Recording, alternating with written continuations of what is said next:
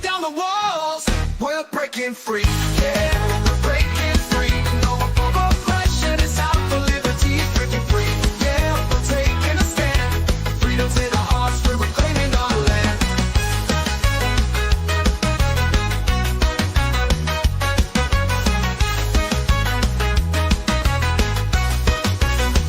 They try to silence us, but we won't be tamed. Voices getting louder, can't keep us in chains. We got the power, we got the might. Together we can shine, together we can fight. Feel the rhythm in your feet, it's time to stand tall. Raise your voice and shout, we're breaking down the walls. We're breaking free, yeah, we're breaking free. No more oppression, it's out for liberty. Breaking free, yeah, we're taking a stand. Freedom's in our hearts, we're reclaiming our land. They try to silence us, but we won't be tamed. Voices getting louder, can't keep us in chains. We got the power, we got the might. Together we can shine, together we can fight. Feel the rhythm in your feet, it's time to stand tall. Raise your voice and shout, we're breaking down the walls. We're breaking free, yeah, we're breaking free.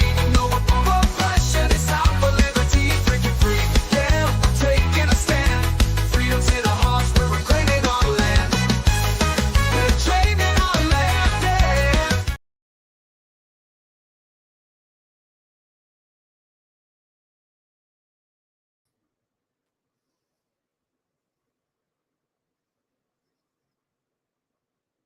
Again, No, I hit love the the wrong intro. button. Wrong button. Wrong button. All good. Hey, it happens. It happens, bro. Yeah, I get like you're like so good at this. I get like added pressure. Nah. How we were just talking about how many lights you have. Like I've got a Bic lighter on a stand over here. It's not even secure. It's left over from the last time I saw Pantera live. It's like 1994 or something. Yeah. And you've got all these lights. You got the background. It's been an evolution, from when I first started this. I had the cheesy green screen going on in the back, no lighting except for the one big hard light on my face, and it was just what it was. Now, since I've been taking this thing more serious, I spend so much time in YouTube University trying to figure out how to get the right lighting. So now I got this light right here, 45-degree angle this way, shoot shadow side. You see, you got the little glow right there on the cheek. If I was to take this thing off, you can see it a lot better, and the other lights, contrasting colors, orange and teal, that's a real good one, I guess they say. So try to get the orange and teal, and then purples, and that's my favorite is the purple. But I was like, you know what? Let me switch it up today. I'm wearing browns. I'm like, let's see what happens. Yeah, see, so you're doing the evolution and I'm doing the de-evolution because I'm an anarchist, so it's all right. But I do have a Christmas tree with some nice lights that Terry got, or some nice ornaments that Terry got me. I love it. That's the best Christmas tree I've seen this year. She turned it from like my sad little Charlie Brown Christmas tree into like an actual nice one with like they're patriotic and stuff. They're pretty cool. I like it. I gotta get me one. It's probably too late now. We're halfway there. The month's almost over. Yeah, we're getting close. Yeah. So how you doing? Brother, let me tell you, I'm doing good. I was up until 6:30 last night, and I had to get up at 8 o'clock. It's been a long day, but I feel good. You're still building stuff, or is this just I got a dresser yourself for no reason? No, I got a dresser I still got to build, and I got the baby's crib that I got to put up. Last night it was something different. So my sons, they're gamers. And they said, Dad, you got to try this game. I said, all right, man, I ain't got nothing to do tonight, so I'll go ahead and give it a shot. Very irresponsible of me for the first time ever in a long time, not ever, in a long time, very long time. I stayed up playing Assassin's Creed Valhalla. And I got to say, shout out to Ubisoft, however you say it. That game is dope. So, yeah, that's what had me up until 6:30 in the morning. But I was like, I can't stay asleep. I got responsibilities, so I still had to get up at the same time. A little later, I slept in a little bit. I got up at 8. So yeah, that's parenting though. That's good stuff. It's a holiday season. It's like kind of like a Christmas morning kind of thing, playing the new game, and man, you got to do stuff like that, man. It goes too fast. Like I'd let one of my kids run over my foot with the car now just to spend time with them. So I ain't gonna lie. I love hanging with my kids, man. Yeah. That's like it's the best. It's the best. I just got done wrestling around with them. I'm tired, right? I was just out there. I had all of them over here, literally. And they running around and we fighting, and I'm tickling the little ones. And my older son, Caden, my little baby, my light skinned twin, he's holding down Messiah, and we tickling him and beating up on him and all of that, and just, having fun. I love it.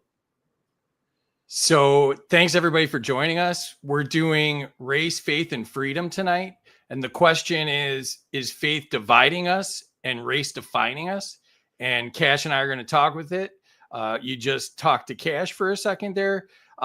If you're tuning in live, please jump in the chat, say hi.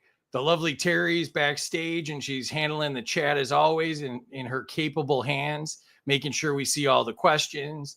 And she's already pulling some people up. Hi, Kim. Welcome. Yeah, shout out to my mods too, man. Right there, Binary B and Creole Queen, the greatest. Leanne's in here sometimes too, and Leanne also amazing. But I got the two faithfuls right there, Binary B and Creole Queen, faithful. Yeah, 1894, Casey. It was Bach opened for them. It was a banger, dude. Bach. Mine was Mozart. I was there. Ocean Blues here. Hey, OB. Oh, Rose is here. Welcome, Rose. Rose is faithful all the time. Always here. She's been reposting my stuff, I think. She's amazing. She's awesome. Yeah. Straight up. Yeah. So keep jumping in the chat. We'll keep saying hello and everything. If during the show, we'll try to answer questions as they come up. If we don't get to them, we'll try to go through them at the end and cover anything that we missed. So let's just dive into it. So, I introduced the episode, Race, Faith, and Freedom. Is faith dividing us and race defining us? And, the question in 2024 for me is, are race and faith being weaponized as a means to divide us? Or can we actually reclaim them as forces for unity and freedom? And so we're going to talk about how race and faith are manipulated by political agendas. We're going to talk about faith-driven civil disobedience and its role in protecting liberty. We're going to talk about the impact of government overreach on race relations and religious freedom. And we're going to talk about bold solutions for how to empower our communities with race and religion. So Cash encouraged me to do stats, so I like to do stats on these shows. Yes. So my first shocking stat for you, Cash, is Black Americans are incarcerated at 5 times the rate of white Americans. 72% of Black children are born to single parent households compared to 28% of white children. And I'm a single father. Religious organizations contribute $1.2 trillion annually to the U.S. economy. Religious organizations like, your organization distribute over $50 billion in aid every year. 50% of civil rights leaders cite faith as their primary motivation for civil disobedience. And 45% of Black Americans report experiencing relation. Let me try that all over again. 40% of Black Americans report experiencing racial bias in healthcare. As we talk a lot about healthcare on the show, and we talk about, the COVID regime. And, so I thought that was a very interesting one. All of those are interesting. And it's, I like to kind of paint like a broad picture to start out with, because, you think that race is just one of those things like that, you might get followed in a store, or, with religion, you might not be able to mix groups or whatever, but it's so much deeper than I think we realize. And, we saw a little bit of it with when the FBI director, Christopher Wray, was in front of Congress and basically admitted that the FBI is spying on religious groups without a warrant because the Southern Poverty Law Center has them on their hate group website, which to the FBI is good enough to consider them a hate group, even though they're just a pro-life group or a mother's group or, something like that. So, I mean, the overreach is just absolutely phenomenal at this point. Yeah. And so why this topic is important, our freedom is at stake. 100%. Government overreach uses race and faith to divide us and control people and communities. Self-ownership matters. Personal autonomy and voluntary cooperation are essential for true freedom, like our founding fathers intended it. Economic prosperity. Decentralization and free markets can lift up minority groups and religious groups out of government imposed dependency. Justice and equality. You and I have talked a bunch about that. A decentralized approach to justice can reduce racial disparities and empower communities. And finally, community empowerment. Faith and localism can bring resilient, self-reliant communities free from state and federal interference. Mm-hmm. So, for me, unity and respect are vital for a true free society where differences are seen as strengths instead of weaknesses. And our unique backgrounds, beliefs, and experience gives this country, a much richer culture and a better understanding of freedom. And it empowers us to make creative solutions to our problems. And, so I'm going to add my little libertarian takes here and there, but I wanted to make sure I mentioned that, that I think that those are a tool to help us bridge divides, foster respect, and empower all Americans. This isn't about fighting the government. This is about giving power back to people and communities and faith-based organizations. So Cash and I tonight are going to challenge conventional thinking, uncover how embracing our differences can make us better, stronger, and truly united. So the first thing I want to talk about is race and individual liberty. Okay. So, obviously race should not be a factor that determines, personal freedom and self-ownership. And, we want to talk about how individual liberty should transcend racial division, offering solutions that empower people and communities. So let me do a couple more stats and then we'll dive into it. So we talked about this on our justice show, but, talked about the problems with the justice system, but Black Americans are 2.5 times more likely to be arrested than white Americans. 70% of Black Americans believe the government does too little to protect their individual freedoms. Minority communities are 38% less likely to own businesses due to restrictive licensing laws. 34% of Black Americans trust the government to do what is right most of the time, so 2/3 don't. And then finally, racial disparities and incarceration cost the U.S. economy almost $100 billion annually. So if we could figure that out, that's money back into our economy, doing good things instead of just keeping people down and breaking up families and hurting people. So, yeah. All right. So I want to ask you a few questions to kind of set the stage on this. So if you don't mind, on these questions, answer, anything from strongly agree to strongly disagree, or any type of version of that. Absolutely, no way, however you want to say it. So before we keep going, before you say it, Wasif, what's up, my brother? I see you in the comments. You say because they do the most crime. Now, I gotta say, there's some real interesting studies out there, and really facts. Now you could look this up. For all that you say it's Black people do the most crime, that's not true. That is not true. I would challenge you to look this up. Out of all these Black people, right, that get locked up, do you know how many of them are overturned? That's what I want everybody to go and look at. When they give you the statistics of crimes that are committed, look up how many cases get overturned or win their case. And you will see it's crazy. It basically means that people in general, or whatever race they are committing crime at the exact same rate. It's just these people are caught and then released later after they win. That's a fact. I'm looking it up as we speak. So you're saying convictions get overturned? Yeah, they win their appeals and they get let out. I didn't learn that until just right up before I got out of prison, of how many people, there's a statistic of how many black people get convicted of a crime and then later went on an appeal and they get released. because the crime wasn't the crime that they committed, and they get found not guilty later. Well, and I think you're also dealing with the problem of, more likely to use a public defender and, stuff like that as well. So, I mean, there's a lot of different stuff that goes into this. It's crazy. Once you start looking into this stuff, bro, it'll blow your mind.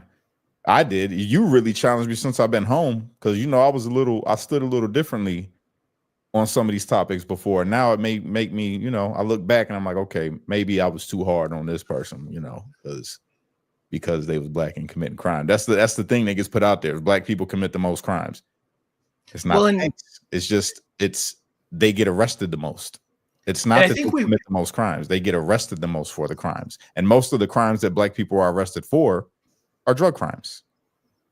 Yeah, and I think that we tend to look at the world in a binary way: good and bad, right and wrong, yes or no, and there's so many different factors that go into something. So if you police an area heavier, there's going to be more arrests. If you, don't have, good services set up to help people, there's going to be more problems. There's a lot going on. Right Terry, there, that's too big to put on the screen. Terry. Scientific got a better. It's a little better one right above Terry's. Scientific Libertarian. Black people represent around 53% of overturned cases in the United States, which means that they are also more likely to be charged for a crime that they haven't committed. That's my whole point. Yeah. That's my whole point. And that's my point too, is like when you look at it in, no pun intended, black and white, like some of the stats are ugly, right? But when you realize that's also going on, that's a whole different problem. So then it brings up the case that people make that the justice system kind of targets black people.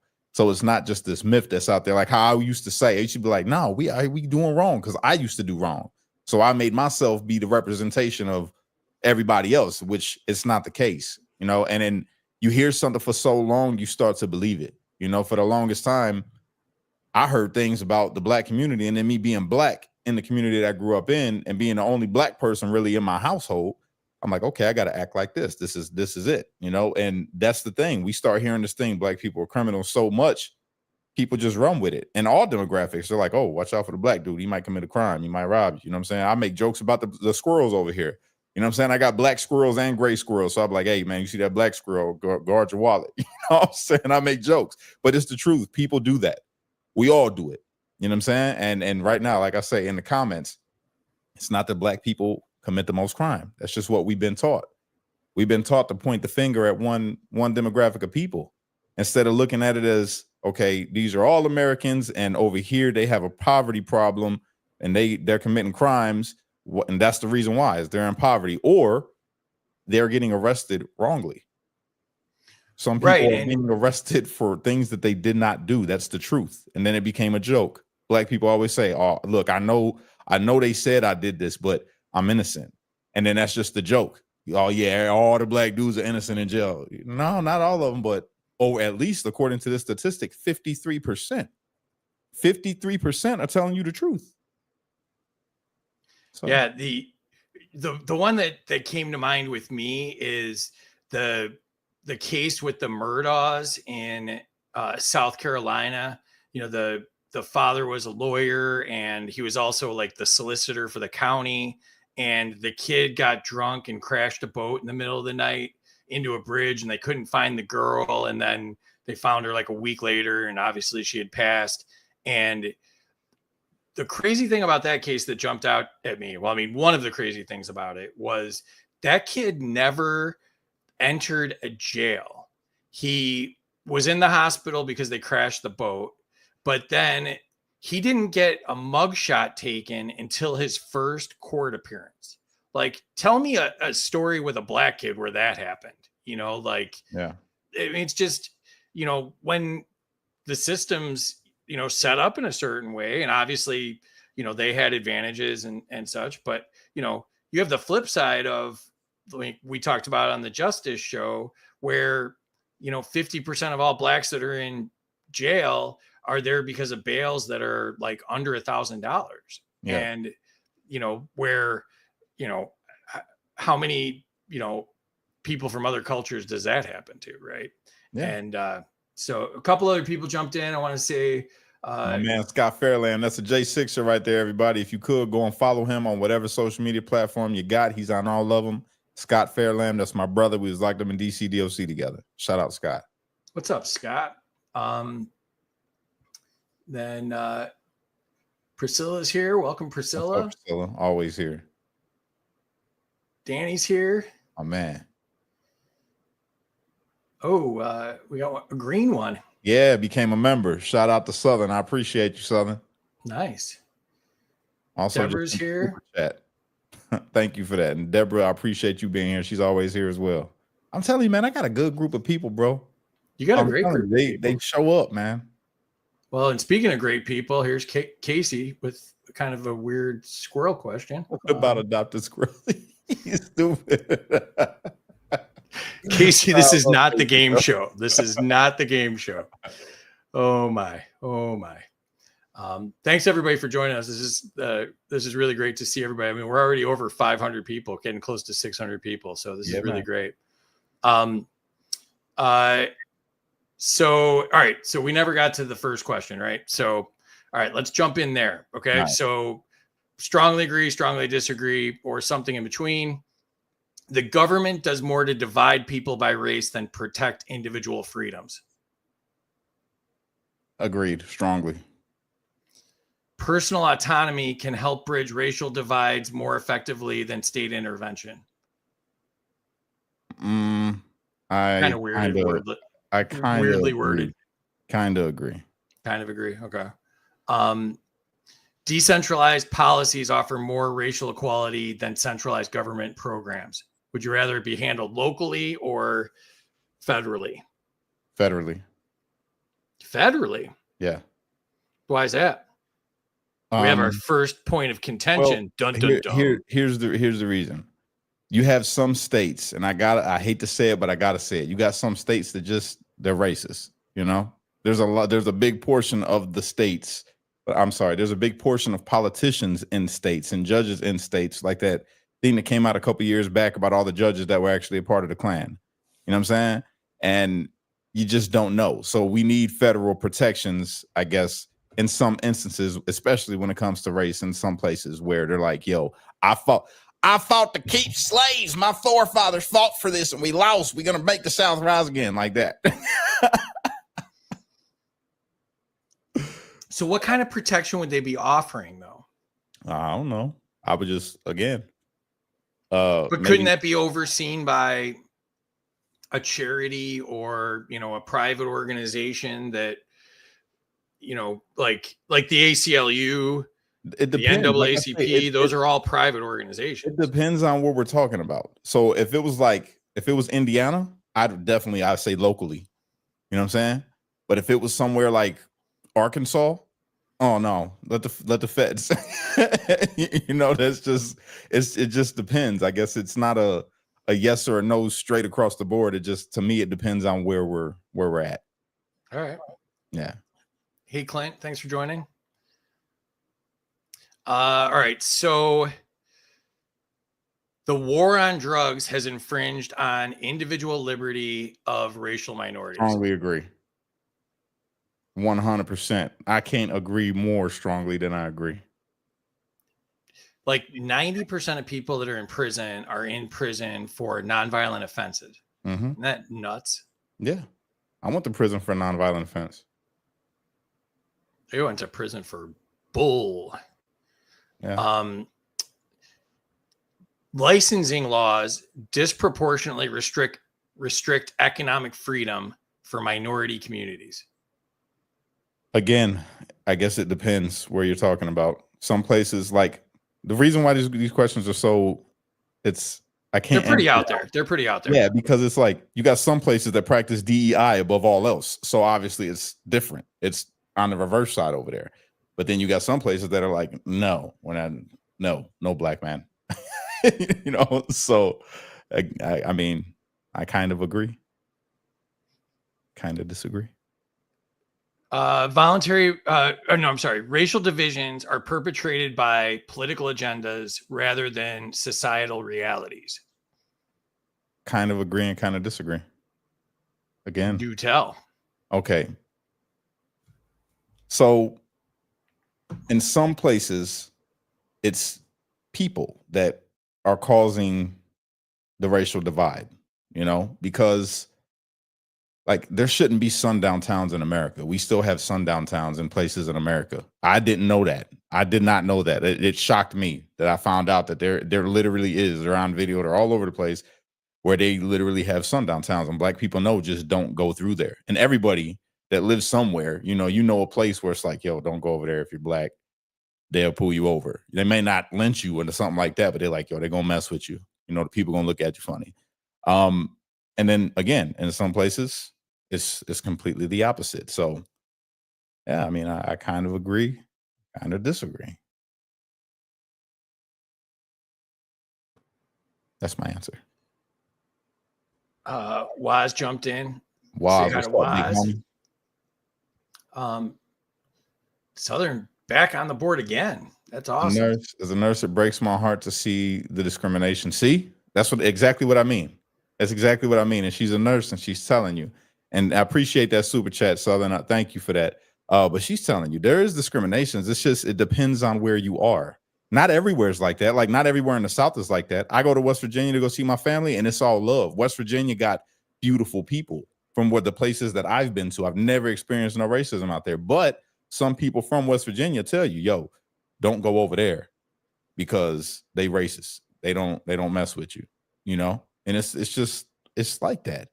It's just like that. I mean, and I guess again, this is where sometimes it's good to have feds intervene, and then some places you don't need it because the locals are like, yo, we don't get down like that. You got some places where white people will tell you, bro, we not racist over here. And they'll snap on a white person. Like where I'm from, you get racist. if you're being a white guy and you're racist, it's probably gonna be a white dude that's, it's probably gonna be a white dude that checks you and be like, yo, bro, we don't get down like that over here. You know what I'm saying? And on the flip side, it's the same thing. We don't play the race game. But so Waz asked this better than me, but what if the federal government itself is racist? Exactly. But that's kind of what I was saying about when you were given the Arkansas example. How does that help? If the federal government's just as bad as the local government, how does that help? For me, like you want, like, look at like, it's a stupid example, but look at like Bud Light or Target or whatever. Like, when people organize and get mad, they can stop stuff. So if there's a private organization and people get mad at them, they can either make them change or replace them with a different private organization. The federal government's going to be bad. It was bad when we were born, and it's going to be bad the day we die. I don't disagree with you, but here's the thing. So if the government is racist and the federal government is racist in whatever place we're talking about, and the state government is racist, 9 times out of 10, then the people is going to be racist. So then we're just saying, if we let them handle it locally, black folks just get the hell up out of this city. Which evil do you want to pick? Which racist evil do you want? Do you want it to be the local racist, the government racist, or the federal government racist? Is that what we're saying? You're muted. Sorry, that's why I always turn my camera off. So I remember to take this stupid thing off. It's a better visual cue, but that's why I always say get rid of the stupid laws. If you get rid of the stupid weed laws and loitering and, stuff like that, if you get rid of those stupid laws, then there's less chances for racism. So like take those all out of it, and then you're left with, crimes that hurt people or steal property. Well, here's the thing that I don't understand, right? When it comes to someone that is a drug abuser, a drug user, why are we putting drug users in prison? If it's a problem and it's illegal, I understand. You don't want to change the law. Cool. Why not put them with all the money you're spending for a prison stay? Why not put this person into a rehabilitation center that's, I guess, kind of like a prison without all the stabs and stabbing and other stuff that goes on? Why not put them in there and help them become a productive member of society? And then it goes back into this whole thing. It's like, well, the system doesn't want that. What system? Who runs the system? We ain't gonna. We can go into it if you want to, but it's all by design, you know. So I hear you. It's just it raises so many other questions, you know, talking about topics like this. It's deep. It goes into a whole bunch of different places. So, Well, and why is there variation in the punishments, right? Like I was watching something not too long ago, and two people were involved in a murder. Both had guns. One got like 10 years and the other one got life. Like, shouldn't it be like simple math? Like one murderer, one victim, you do that math and you get this sentence. Like what are the variables there? It doesn't matter who's dead. It could be anyone on planet Earth. Murder is murder. If you get charged with first degree murder, that should be one punishment. If you get charged with second degree murder, that should be a different punishment. But why the variety of punishments for first degree murder? Like, if you want to have 50 different punishments, make 50 different crimes, because you shouldn't be able to look, well, oh, that dude looks like a thug, so I'm going to give him a longer sentence than the woman who came in here in a secretary sweater with a turtleneck and had her hair up in a nice bun. Why should it be different? One person dead equals X amount of punishment. I mean, like I say, different places, different states got different laws. Some places that's not going to happen depending on the situation. You know what I'm saying? It just depends on where you're at. No, but I'm saying every state has people that get the death penalty for first degree murder. Yeah. And they have people that do chump change for first degree murder. Yeah. Why the variation? If it's a crime worth punishing, why isn't there a set punishment? Criminal history plays a factor. I learned that being incarcerated. Your criminal history comes into it. They grade you on a point system. What was your childhood like? All types of stuff. The nature of the crime and how you did the crime and the motive behind why you did the crime. All of that. Right, but none of that makes the person who's the victim, who the punishment is basically for, any more or less dead. Murder is like X's and O's, black and white. Binary. I agree. Are they dead? Yes. I totally agree. Apply this. I'm just telling you how they do it, though. How they go about it. I understand. I'm just questioning the whole situation of it, where if you want to have 50 different punishments, make 50 different crimes. Like murder while smiling, you get a less of a punishment than murder while frowning, or whatever you're putting into this. Murder with while you got a neck tattoo is worse than murder while carrying a Chanel bag or whatever. Right. I get it. I know what you mean. So I don't know why these people do what they do, bro. Well, right, but that's what I'm saying. When you put discretion into it, that's where racism comes into it. So less laws, less discretion, less racism. Facts. I agree. Let's see. Police overreach significantly undermines the individual liberty of Black Americans. Police overreach significantly. Oh, what'd you say? Undermines? Undermines, yep. I can agree to that. So, I mean, do the police target Black communities more, Black Americans more? What do you think? Again, depends on where you're at. Some places, 100%. I'll say this: where I come from, the police don't go around targeting Black people. That's not what they look for, because it's not a Black crime problem out this way. It's a gang problem.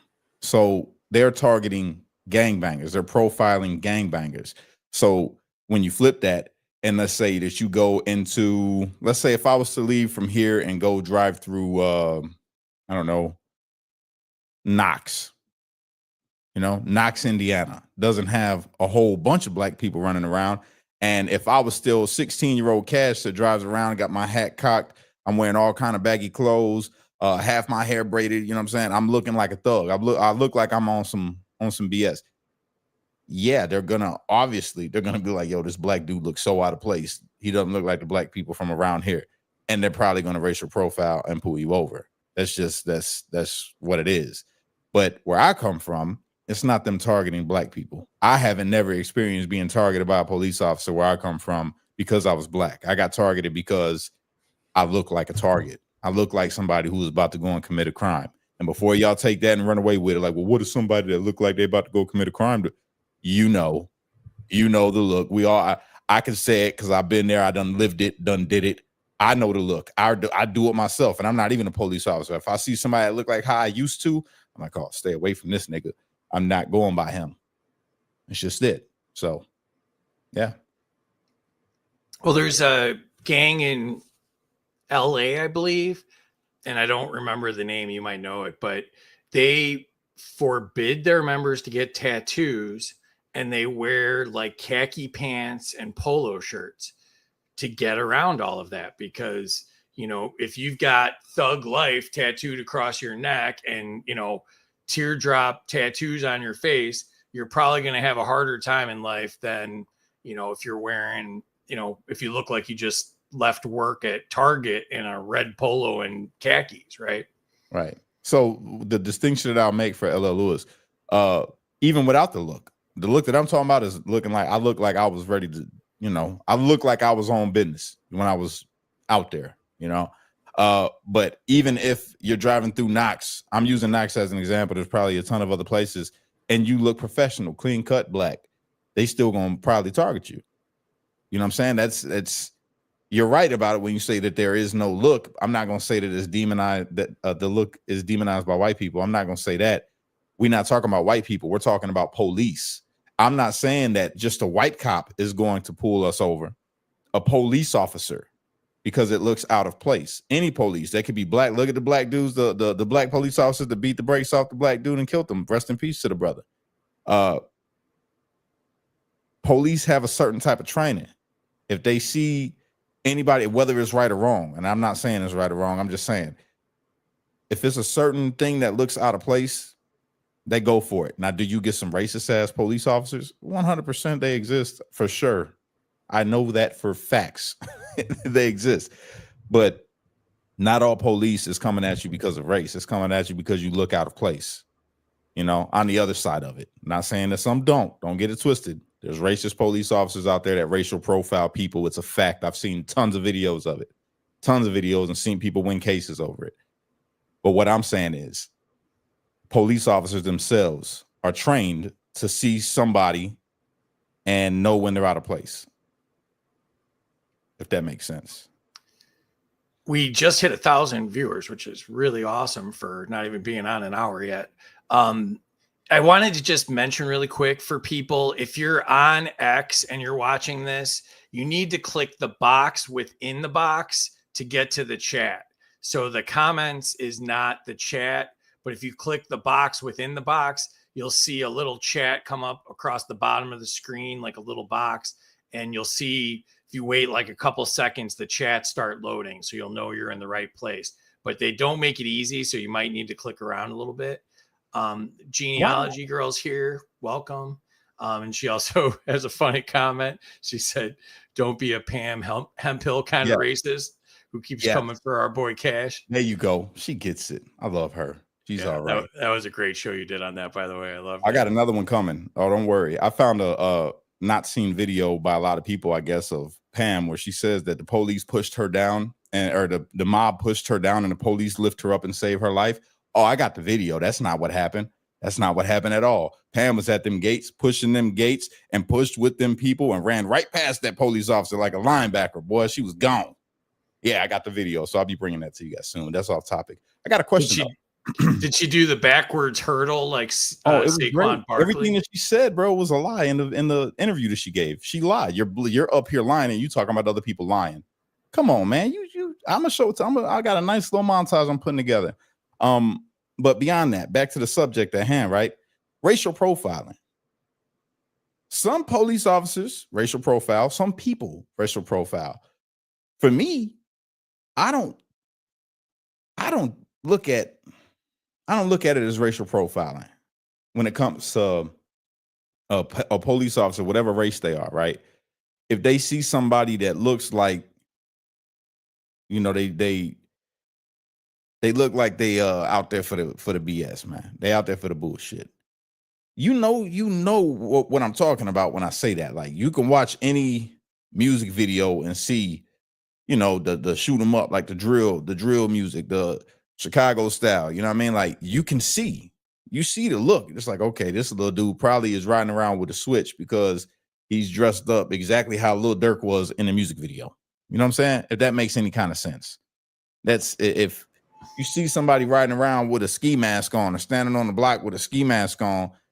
And I mean, what it is what it is. You know why they wear the ski mask? Well, where I'm from anyway, you know why they're wearing the ski mask. It's not just because it's cold outside. And even they're not even wearing them only when it's cold out. They were wearing them in the fall. They wear them in the summer. They got them on. Why? They don't want their face to be seen. Little homie got interviewed. I'm not gonna say his name, but got some interviews out there, and he's just saying the same thing. He's like, man, I wear the ski mask because I don't want to get caught lacking in the wrong hood. You know what I mean? Some they see me and they know it's me. It's gonna be up. So that lets you know, okay. Police see that video, what the police gonna say? Oh, so they wear the ski mask because they're into some beef with another hood, which means that he's probably a gangbanger. Target everybody with ski mask. You know what I'm saying? That's how my mind looks at it. That's how my mind works.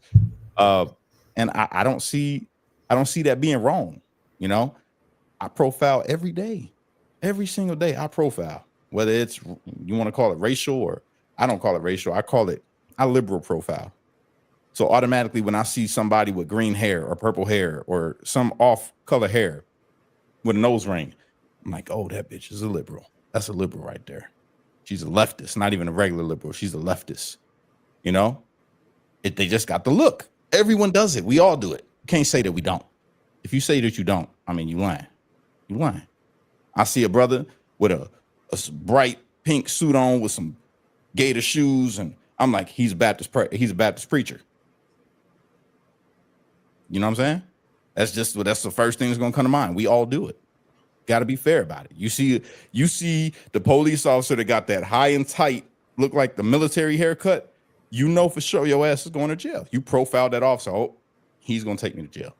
That's it. You're going to jail. That's what it is. You had me until the gator shoes, and I had no idea what you're talking about. But and then Casey, I said something nice about Casey, and now he's making fun of me again. Box within the box within the box. Yep, Casey, that's exactly it. That's, if you called tech support, that's exactly what you get. It's a box within a box within a box. Go back in your box, or I'll hit you with the box, Casey. I don't even know what this one means. Aaron said Cash is loading. He's going to need to upgrade his tech for the audience. He's going to get. No, that's you, sweetheart. That's your service. That's not us. We're very clear. Yeah, we're crystal clear on my end, and yeah, so I'm even on the other side of my home. All right, so I got the best Wi-Fi that you can buy. Ain't no too. way. Yeah, because we both live with gamers. It's not for us. It's because cranky teenagers are bad teenagers. Yeah. Then we get visits from guys with crew cuts asking us why our teenagers are roaming the streets. You know. Curl Queen said that's facts, Cash. 100% not gonna lie. Jamie says hello everybody, and it's going to be the best Christmas ever. Absolutely. Thanks. And then Sacred Terra said free to me, or peace to me, and all in Shah, and peace to you, Cash. Good to see you, brother. Very nice. And then yep, and she also added police are trained to profile, you know. Exactly. Even when they're trained not to profile, that probably is also training them to profile, right? Just imagine if you got a police officer, right? And people got to remember this. They're human beings, right? Police are humans. So imagine that one kid in school that you picked on and you made fun of him because he ain't have no swag. He was a nerd. Maybe he had glasses with the tape on the middle. He was very unpopular, not likable. And you made fun of him. He tied his shoes way too tight. You know, when people do that, they tie the shoes too tight and then the front of them get like kind of bubbled. like that, and you made fun of him. He ended up being a cop. He already's like, oh, I don't like these blacks that used to pick on me in school, or I don't like these Mexicans that used to pick on me in school, you know. And he ain't gonna profile the white dudes because why? You know what I'm saying? So he becomes a cop. He's trained to profile people, certain stuff, but already in his mind, he's like, if I ever fucking see Terrell again, his black ass is going to jail. You know, those people exist on the police force. I know a couple. I'm not gonna put them out there, but you know, they had a hard time in high school and now they're asshole cops. It is what it is, you know? Why you gotta make fun of Casey in high school? See, I can play too, Casey. Ba-boom, ba-boom, right at you. Scientific profiles guys with Yeti coolers. Yeah. I profile, I'm in Florida, so I profile guys that are riding girls' bikes. I think that's something I should profile. Pamela says hello. She's first time watching the show. Welcome, Pamela. LL Pleased Lewis. to have you. LL Lewis. It's correct what he just said. Sagging pants is not looked at as prison mentality. It's a hip hop fashion look. Kids don't know it's from prison, presented by Crisscross Rap Roots in the 90s. 100% facts. If you had your pants sagging and you in prison, that means you somebody's punk. That's what that means. No idea where you are, but I'll take Right your word above for it. Pamela. Right above it? Yeah, right there. Yep. I'm on the starred. Terry sends me the starred ones. You want to hear something interesting? Sure. Oh, here it is. Do you know who the largest? It's gonna blow your mind. You can look this up. Do you know how many? Matter of fact, what are the main people you think own stocks in prisons or actually own private prisons? Who owns the stocks? I mean, I would say that it's like the Black Rocks and places like that. I'm actually kind of almost sure about that. Majority of major rap labels. A majority of major rap labels own stock in the prison industry and in private prisons. Like, who owns the rap labels? There you go. There's something for you to dig into. I'm digging already. If that's the case, why is what's his name still in there? Who? Suge. Why is Suge still in there? It doesn't matter. They don't care. He did what he was supposed to do. So yeah, Vanguard and BlackRock are significant shareholders in both media companies and private prison companies such as Core Civic and GEO Group. Yeah, so you wonder why music, right? When you talk about the black population, the black culture, right? They try to tell us that our culture is this hip hop culture, not the one that was before, where you had the KSR ones and the Nas and all of them trying to give you some real knowledge and educate you. Now, any of the conscious rappers that was out or was trying to come out, they shelved. You're not coming out no more. We want to sign him, and him is making all his music talking about all the people that he's done killed or he will kill, or the bitches that he done stained, or the drugs that he done sold. Everything is a promotion of degeneracy into the black community. And then they say, some of them, well, this is the life that I lived, which is true. So I don't blame necessarily the rapper, because that's true. I used to rap about it because this was what I was living, but they promote it. These people grab him and say, oh, I like that. Let's put him up out there. Now you got kids riding around listening to this dude telling his story about the reality that he lived. And now if they not living it, they want to. They want to go grab that new switch. Now they want to go and catch somebody lacking. Now everybody's smoking on dead ops. You know what I'm saying? And it becomes cool. So then when you commit the crimes that this person's rapping about, you get locked up. You go to prison. Some of the rappers even go to look at Lil Durk. Lil Durk, man. Shout out to Lil Durk. The brother was trying to change up his ways. He was coming out and trying to start telling the truth, and switching up what he lived, because he lived a rough life too. Lil Durk comes from a fucked up, rough life. And now he's in prison. and it was too late. And all the music that he put out, kids was listening to, everybody, they riding around, they trying to live and do like little, they want to be the next Lil Durk. So if I want to be a rapper and I want to be the next successful rapper, I got to do the same shit that Lil Durk did. I got to for real put my name in these streets. I got to make a name for myself so that these record labels will notice me. So now you're incentivized. This is what you want to do to be a rapper. Okay, boom. This is what you got. You got to live like this. You got to go sell some birds. You got to get the Fetty. You got to whatever. And then they go to prison. They go to prison, and then that's how they keep them fooled. So the same person that owns the prison is like, okay, we're gonna make this rap album and we're gonna call it All the Niggas Kill Themselves. And then they're gonna do it. And then when they do it, we're gonna take them over here and lock them up and give them commissary. Still making money. They don't gotta buy the album. Now we making money having them laying in the bed. And $15 phone calls, right? Right now in the feds it's free. But yeah, you get it.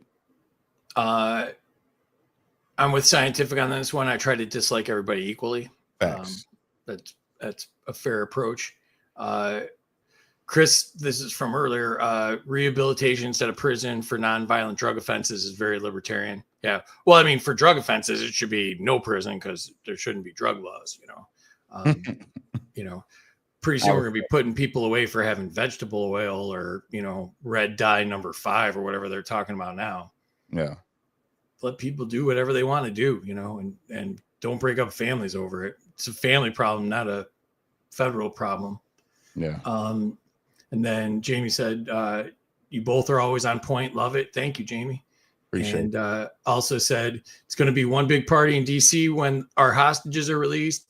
Cash, I'm still waiting for your address to send you a J6 flag. So I got you. I got Cash. Come on, bro. I slack so hard when it comes to my messages. It's just they're full. They're just never ending. Mine are just absolutely crazy for sure. The new slave system for sure. That is 100% fact, bro. It went from slave 100%. ships to slave planes, and it's crazy to like when you experience it, where you gotta get in the line. 4 y'all go in here and strip down, bend over, cough. Okay, come back, put these new clothes on, take your clothes, put these clothes on, shackle everybody together. Now you march in a straight line. Instead of getting on a slave ship, you marching up on a plane and you all squished together because them seats is little as hell, worse than the lowest seat that you could get on a regular plane. And you got to sit like that and you got to eat like that. Just imagine trying to eat, you shackled feet and hands and you trying to open your food and eat your food. It's literally, they not taking you over the ocean no more. They literally just flying you through the sky, dropping you off to your new plantation that you call prison. Well, I would even take that and add another wrinkle to it, which is, putting people in debt is the new form of slavery. So, and then putting them into debt with their time, which is basically what prison is, just another form of that, right? The only thing we really have is time, right? So you take people's time and make them part of the economic structure of something, that's slavery. Or if you take their money and their labor and make them part of the economic structure, that's slavery. Mm-hmm. It's kind of indentured servitude or however you want to call it. Pretty crazy. No, it ain't no indentured servitude, man. That's straight slavery, bro. And it's crazy. You think about the 13th Amendment, where it says that it abolished slavery. It never does. Slavery was never abolished, people. Never abolished. All right. Is all they did was changed the term. It says nobody shall be a slave unless, that's what it says, unless they are convicted of a crime. And this is where, like I say, you're going to go into the whole race and government thing. This is why a lot of people say that the government has weaponized, they've created laws to keep black people enslaved. Because now if you like the vagrant laws, people don't do the homework on the vagrant laws. After slaves was freed, the government came and made a law, said, all right, look, if you ain't got a job in a year, you're going to prison. We're going to lock you up because you're breaking the law. You're a vagrant. You're not working. You're not being a productive member of society. Who the hell had the jobs? White people. So like, okay, we're not hiring none of these niggas. We ain't hiring none of them. All right, this is what we're going to do. We're gonna wait until Joe over there. When his year's up, we calling on him. They call on him, and guess where they go to prison? At the same plantation that they was just released from. If you just do your history, it's all there. And this is why I've lessened up, on my stance on things, because the more you know, man, it'll blow your mind. Now, are we as bad as we were back then? Definitely not, 100%.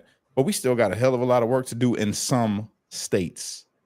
In some states, other places, like there's some places in America that are thriving, no matter what color you are. You're there. If you put in the work, you're good. But there's some places that it's like that sundown town. Just ain't got the name. It's just like, no, we want all the black people to come live here because we know that these black people are going to make it hard for these black people, because these black people over here love committing crime and don't even know it. They don't even know it. This has just become their way of life that we've given them. And that's the truth. When we talk about some of these communities that are riddled with crime, and why? You got to go back, read the book, The Color of Law, redlining, where people that were black did own homes. They owned their own houses. And the government came through and said, eminent domain, you got to move. They said, well, what do you mean we got to move? I ain't trying to sell my place. Nope, doesn't matter. This is the law. You got to move. Okay, well, where can we move?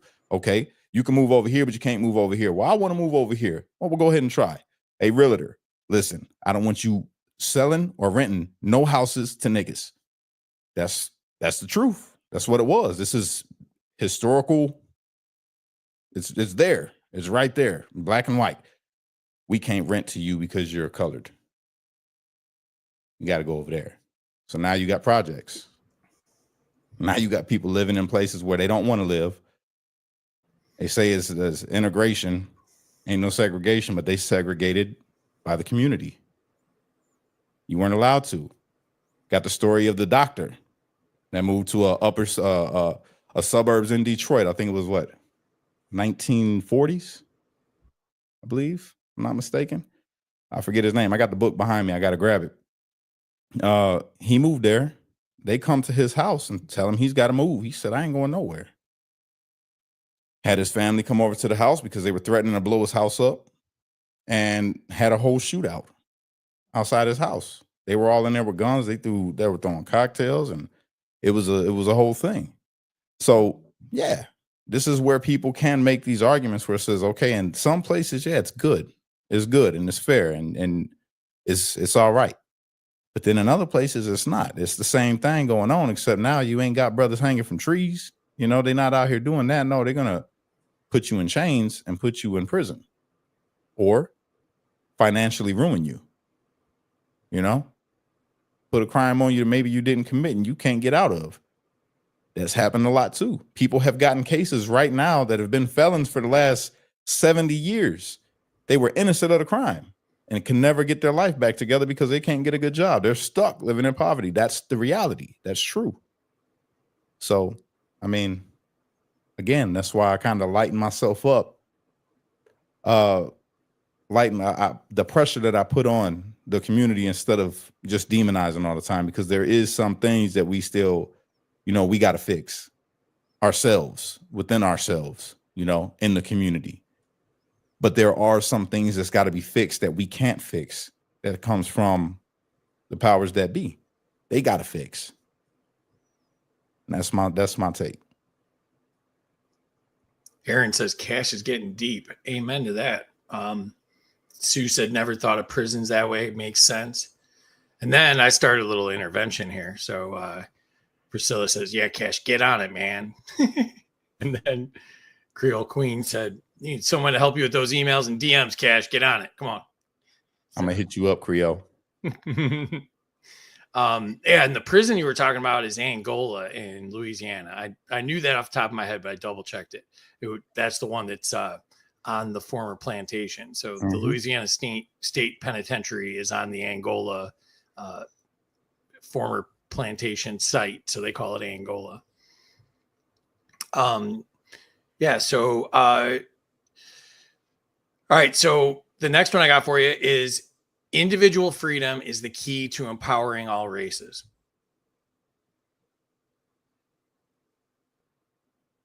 Yes, if you can get everybody to be okay with that. Is if you could get, and that's where again the catch comes in. Some people are just they have a different mind. There are some black people that are never like white people. They hate white people.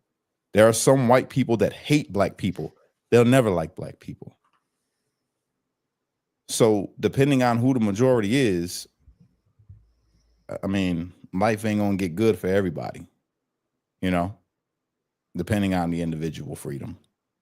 But won't that just exclude them from being successful? Like, it's kind of like the whole, bakery argument.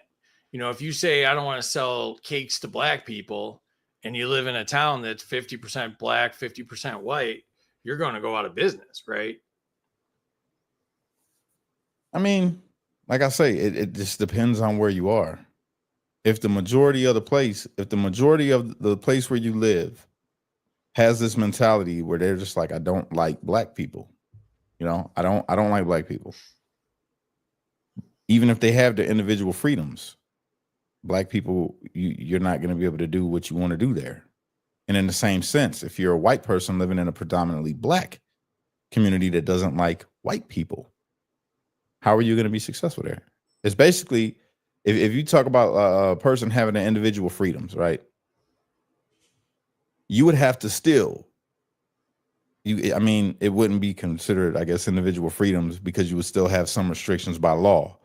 And this is where I guess we bump heads a little bit, is where I feel law, even though some laws have been fucked up historically, there have been laws that have also made progression, and made it a little more tolerable for people, I guess, that have been treated lesser. But now I feel like we're just going too far with it. You know what I mean? I feel like it's gone from, okay, these people over here have really been underserved, right? These black people have been really underserved in this community over here. We're going to make this law because they ain't hiring black people like the unions. The unions weren't hiring black people for a time. And that's how I got to be a local 17 heat and frost insulator, right? It's because they had to hire so many minorities. It wasn't because I was the best dude for the job. I promise you that. I needed the job. I was a minority, and they gave me the job because they had to have so many minorities and not too many black dudes try to get the job. I did, and I got it, and it was great. But you still deal with shit while you're in there, and that's true. So I don't know, man. I guess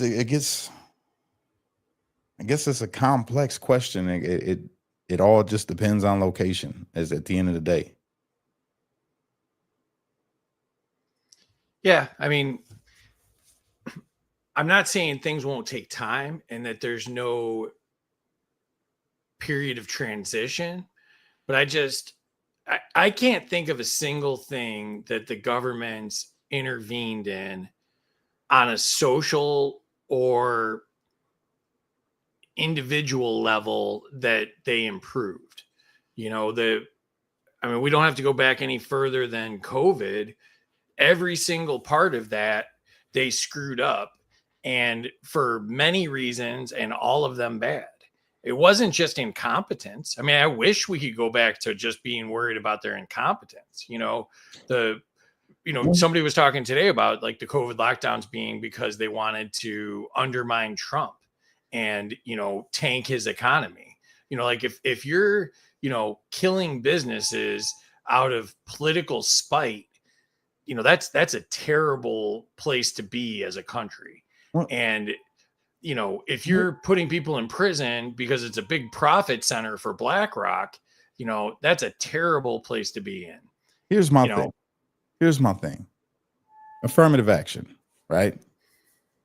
They came out with affirmative action and they tell people, you got to hire this many black people. You got to have this amount of black people or percentage of black people working into business. How come they couldn't do the same thing where it says to the banks, we're going to mandate these banks? Okay, you have to, your demographics are messed up here. Why is everybody that's getting a loan from you only been white? Only a little bit of pepper in there. They need to do something where they make a law that says, listen, you cannot discriminate. You've got to give these dudes a chance to get a loan, to start a business. incentivize that. Like the affirmative action for banks. Why is it always you could be a worker? Yeah, we go ahead. You could work for whatever company. We'll do that all day. DEI, same thing. We'll do that. DEI. Why not to start a business? Why not to have somebody, create wealth for their family for generations, help them become what they've dreamed of being. You know what I'm saying?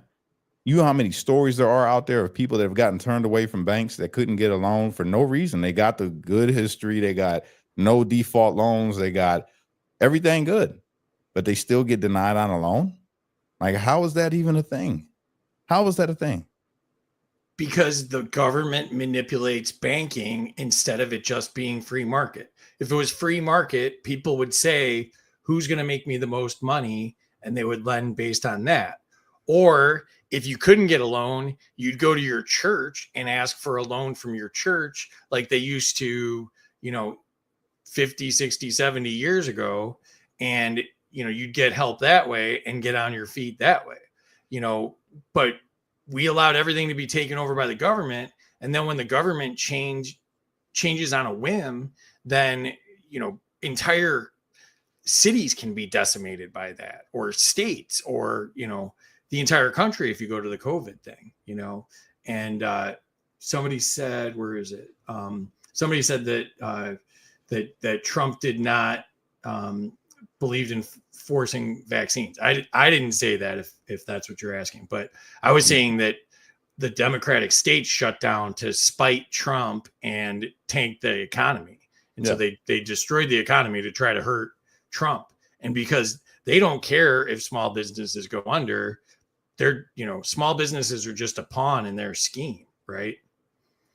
So, so the, I wanted to say hi to Joe. Welcome, Joe. Thanks for joining us. And Jackie. And then also Dolly said she can't wait to see the video of Pam. I'm with you there, Dolly. Amen. And I also wanted to point out, WLS said Biden just pardoned a ton of prisoners, among them a woman from Lawrence, Missouri. Massachusetts? Lawrence, Massachusetts. 4 charges of running a huge fentanyl ring. Fentanyl dealers are murderers. My son died from fentanyl. Sorry to hear that. Prayers to you. Well, like in certain countries, they have that have less strict drug laws. You can go to a pharmacy and have your prescription, you can have your pill tested to find out what's in it and things like that. Like, the free market would provide more safety. You'd have less counterfeit drugs. You'd have less drugs being cut with bad stuff. All of those things would go down, and like Cash said, we need to talk about treating the people with drug problems, not punishing people. Like the war on drugs has not done a damn thing. No. We spent over $1 trillion on the war on drugs and ruined generations of families because of it. And it hasn't worked. So, the famous Ron Paul quote, and he's a famous libertarian for those of you that don't know who Ron Paul is, but the famous Ron Paul quote is, if you can't keep drugs out of prisons, how are you going to keep drugs out of America? So like, exactly. I always say there's right and wrong, but then there's what you can actually do. So just because something's right doesn't mean you can actually do it. So you could throw endless amount of cash at things and you could put tons of people in jail and still not solve the problem. So if we're talking about problem solving and making the world a better place and improving lives and making this country great, then we actually have to solve the problem. We don't just have, Biden's crime law where we incarcerate more Black people than, any other law in the history of the world. And, we need to work on the actual problems, healing families, solving people's, basically medical problems and addiction problems. I want to point this out. Even with the 1994 crime bill, we got to remember, I know we all put that on Joe Biden. I'm guilty of it too, but they all voted for it. Okay. Let's not mistake that. When the Republicans try to throw that up at Joe Biden, remember, it couldn't go through without Republicans. Remember that. So again, that shows where the mind of America was at. If they appealed to Joe Biden's reasoning when he stood on the Senate floor and said all the things that he said, they all agreed. Basically, they're like, "Yo, you know what, Joe? You're right. You're dead on this one. We got to lock him up." You know, and it was something, in my opinion, that was fabricated by the government. The drug epidemic in this country started because of the government. It started because of the CIA. It started that I don't know not one nigga from that time period that had boats. I'm sorry. Where all this is coming from, I don't know. I don't know none. I don't like boats. I don't even want to get on a boat. You know what I'm saying? Especially travel across the ocean. I don't want to do that. And at that time, it wasn't a whole lot of successful black people that was able to do that. I mean, you got the special exception where you got Bumpy Johnson, you know, that had the dude bringing it in from Vietnam, the Vietnam War, with the heroin and all of that. True enough, but we're talking. This is well after the fact that it was spread across from the West Coast all the way to the East Coast. How did it get through the West Coast? You can hear the stories for yourself. They were bringing it in. The CIA, they was literally bringing it in. It's the same thing, like how the gun crates that was popping up all over the place in Chicago. Where's all these gun crates coming from? Who's bringing these gun crates and dropping them in the neighborhood? How is it that trains break down in Chicago all the time, and people could go and hit these trains and find a whole bunch of ammo and a whole bunch of guns that you can only get these guns in the military? How is it that they got them guns from that train? Why did that train stop, and why hasn't this problem been fixed? Why are these trains breaking down right here in the same community over and over and over again? And people never question it. And this is not conspiracy. This is happening. If you could get you a brother to talk to you about it and tell you, then they will. You know, a lot of people ain't gonna say nothing about it because it's like, yo, I hit the jackpot. I just got a whole freight train full of guns. Let me go ahead and grab these. But I don't know if a black person owns that train and is bringing it and shipping it and through Chicago. I don't understand how people don't connect these dots. All of this stuff, to me, and this is where I sound like a conspiracy theorist, is controlled. It is controlled. Drop this stuff off in these communities. Let them kill it. What Pac say? What Pac say? Give them dope, let them deal to brothers. Give them guns, step back, watch them kill each other. That's what's going on. That's what's going on. Well, and you mentioned about the CIA. I mean, Gary Webb was an investigative journalist who was uncovering how the CIA was involved in the crack epidemic in LA, and he got suicided. So this has been going on forever, and that was 20 years ago that he died. And nothing's changed. Now, not a thing has changed, and Jill said, I heard you get better drugs in prison. Yeah, you do. You know how? You know how you do? You know how you get them? The COs. Yep. Again, it's a good little side business. I'm telling you, bro, this is, when we talk about this stuff and you talk about crimes, and this is why it does, y'all have probably seen me snap. Since I've been home from prison, man, I've snapped a couple times on live, especially on Instagram Live. I was doing Instagram Live and I lost it. I went all the way off because you got people that just show up in there and talk about black people are criminals and black people this and black people that. And it pisses me off, Yeah, it probably shocks some people because they're like, yo, you're a Trump supporter. You're supposed to agree. It's like, no, because I've read a lot. I study. All them books that you see behind me, I've read all of them. Every single one. I got books that ain't on that shelf. I read. In prison, I had books that I left. I left a library for people. I've studied and read different accounts, historical tales, man. It'll blow your mind once you know the truth. It's not that black people are criminals and white people are racist. That's not it. That's the narrative that they push. It's the narrative that whoever they are, I'm not going to say who they are. We all know who they are that push it. But there are more good black people in this country than there are black criminals. There are more good white people in this country than there are white racists. And then somehow we have connected crime to black people and racist government to white people. We got to disconnect those two. got to disconnect all of that. That's not what it is. You have some people that play their role and some people who don't even know that they have a role. And they're just a pawn in the game. And that's what's going on. When people pop up in the comments and say blacks are the ones committing all the crimes, you don't even realize you're a pawn in the game. You've bought into the media. You've bought into the deception. If you're a black person in the comments, you're like, all white people are racist. You're a pawn in the game. You've bought into the deception that they've put on you to get you to stay disconnected, to get you to stay at odds with your neighbor. That will probably help you. And that goes both ways. So we got to break away of that. Amen on that.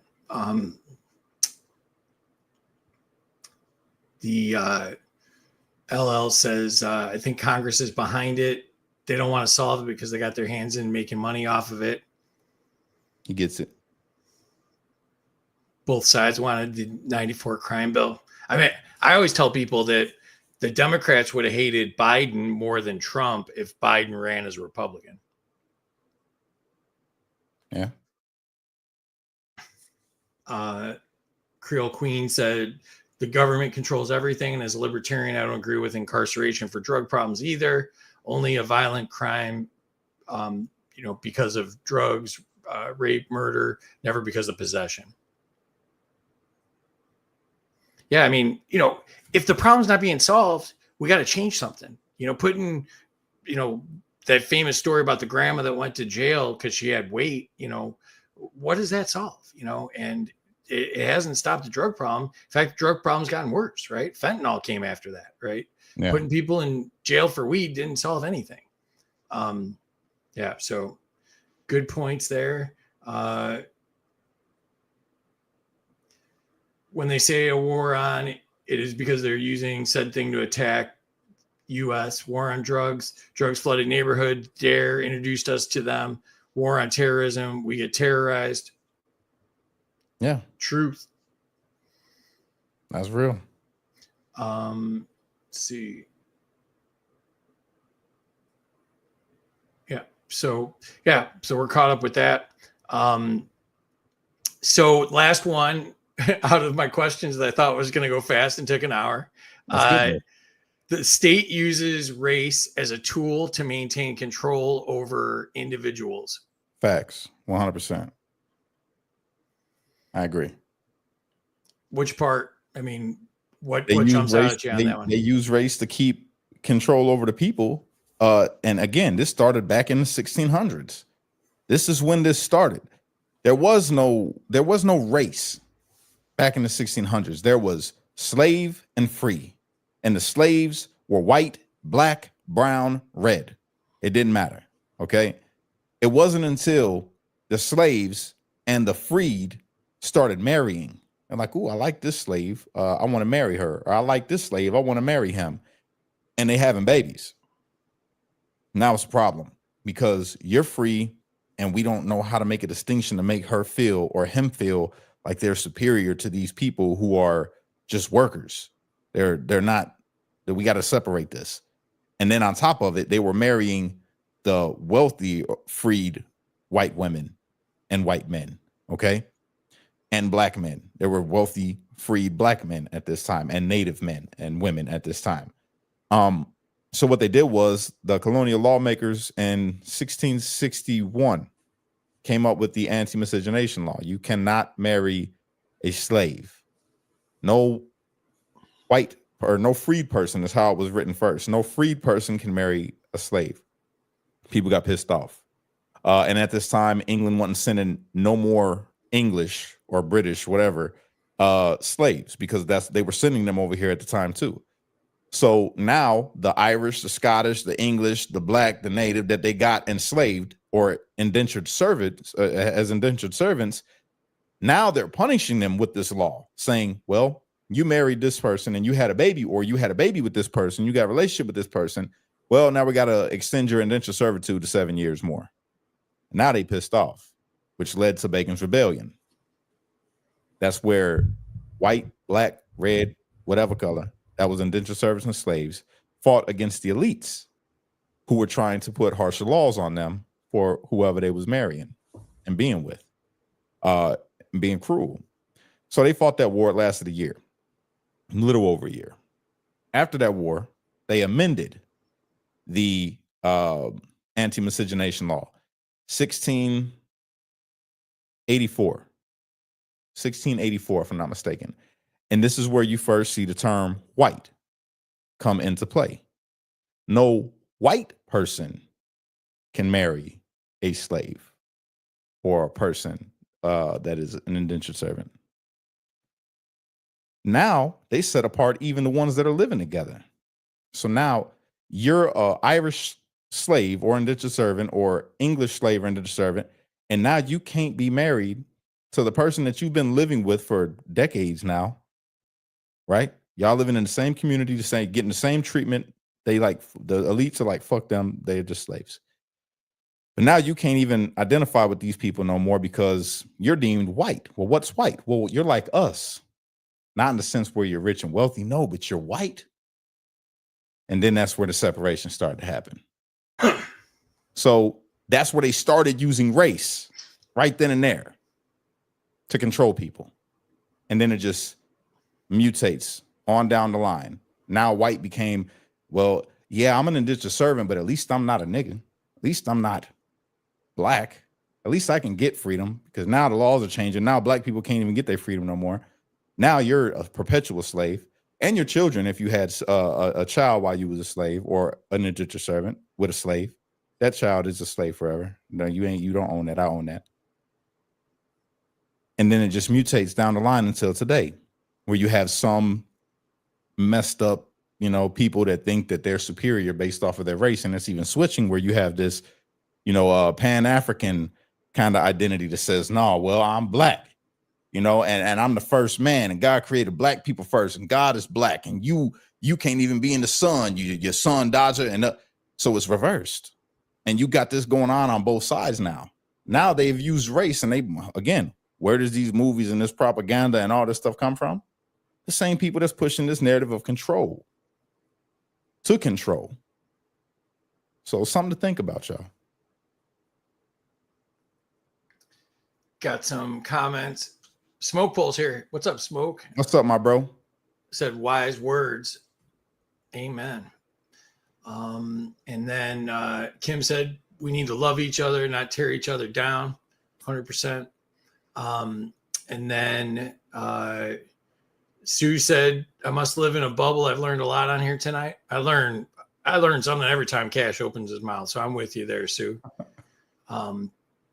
And then Scientific said a lot of the pilgrims were indentured when they came to America. They were indentured to different companies to establish the colonies.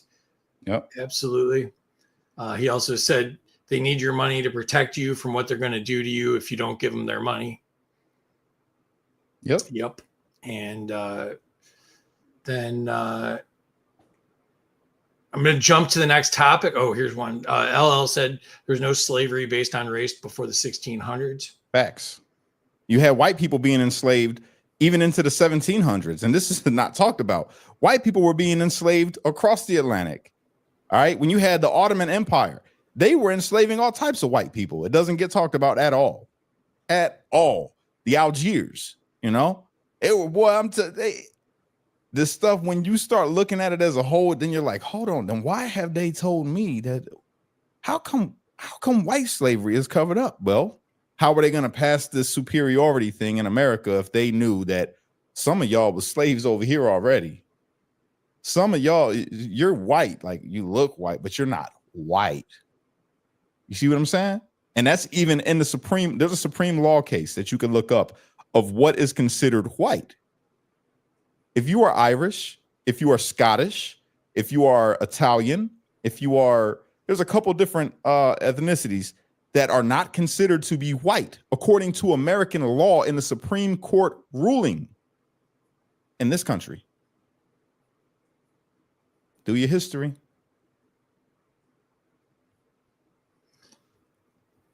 And then Paul said that's true. Thanks for joining us, Paul. And then let's see here. Want to jump to the next topic, but before we do that, I wanted to point this out. because take a little quick break here with if anyone would like to help Cash give back this Christmas to underprivileged kids in the community by donating and providing them a meal and gifts under the tree, the link is here. And I think Terry's got it up as well. You want to say something here, Yeah, Cash? I do actually. You all don't have to donate anymore. We've actually reached our goal.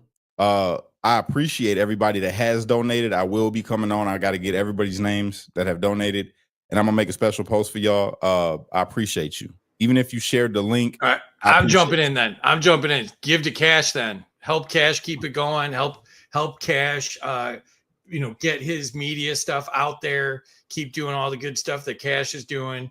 And then Cash has got mouths to feed too. I know he ain't gonna say it, so I'll say it for him. If you want to make somebody's Christmas, start with this guy right here. Start with this guy right here and his beautiful children, his beautiful family. So so great that you hit your goal, because then I could jump in and say that, Cash. Yeah, we did, man. We hit the goal. Everybody made it happen. Tomorrow I'm actually doing the orders for the families. I got a couple gifts already written down right here, what the kids said that they wanted for a couple of these families. So I got to do that. So that's on the agenda for tomorrow. I appreciate you guys, man. I really do. And this is so for everybody that doesn't know what I do. I'm the founder of Streetlights Unity Movement. It's me, Casey, Russo, Mama Dawn, Big Papa Dan. We all came together and got this 501c3 going, and it's 100% geared towards just giving back. That's it. It's just giving back. It's all we are, is just a bridge, man. That's all. People that can help, do help, and the ones that need help, get help. That's it. And that's what we do. And because I grew up kind of, fucked up, you know what I'm saying? I wish somebody would have did this for me. So, let's do it. Let me be the somebody I wish would have did it for me and do it for everybody that I can, and just by being the bridge, because mind you, that's all I am. Y'all made this happen. You all made this happen. We don't think Cash is just such a good guy, because no, all I did was provide a way. That's it. And you guys made the way. So thank you. You all did this. Creole Queen was on it real fast, and Kate and Terry's behind the scenes, and she got the street lights up. I could just go on cruise control here and just listen to Cash and learn stuff.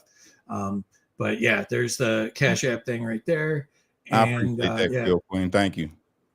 And all right, so the next one I want to talk about here is economic freedom and racial equality, because we kind of touched on this, so I wanted to jump to this one with the time we have left.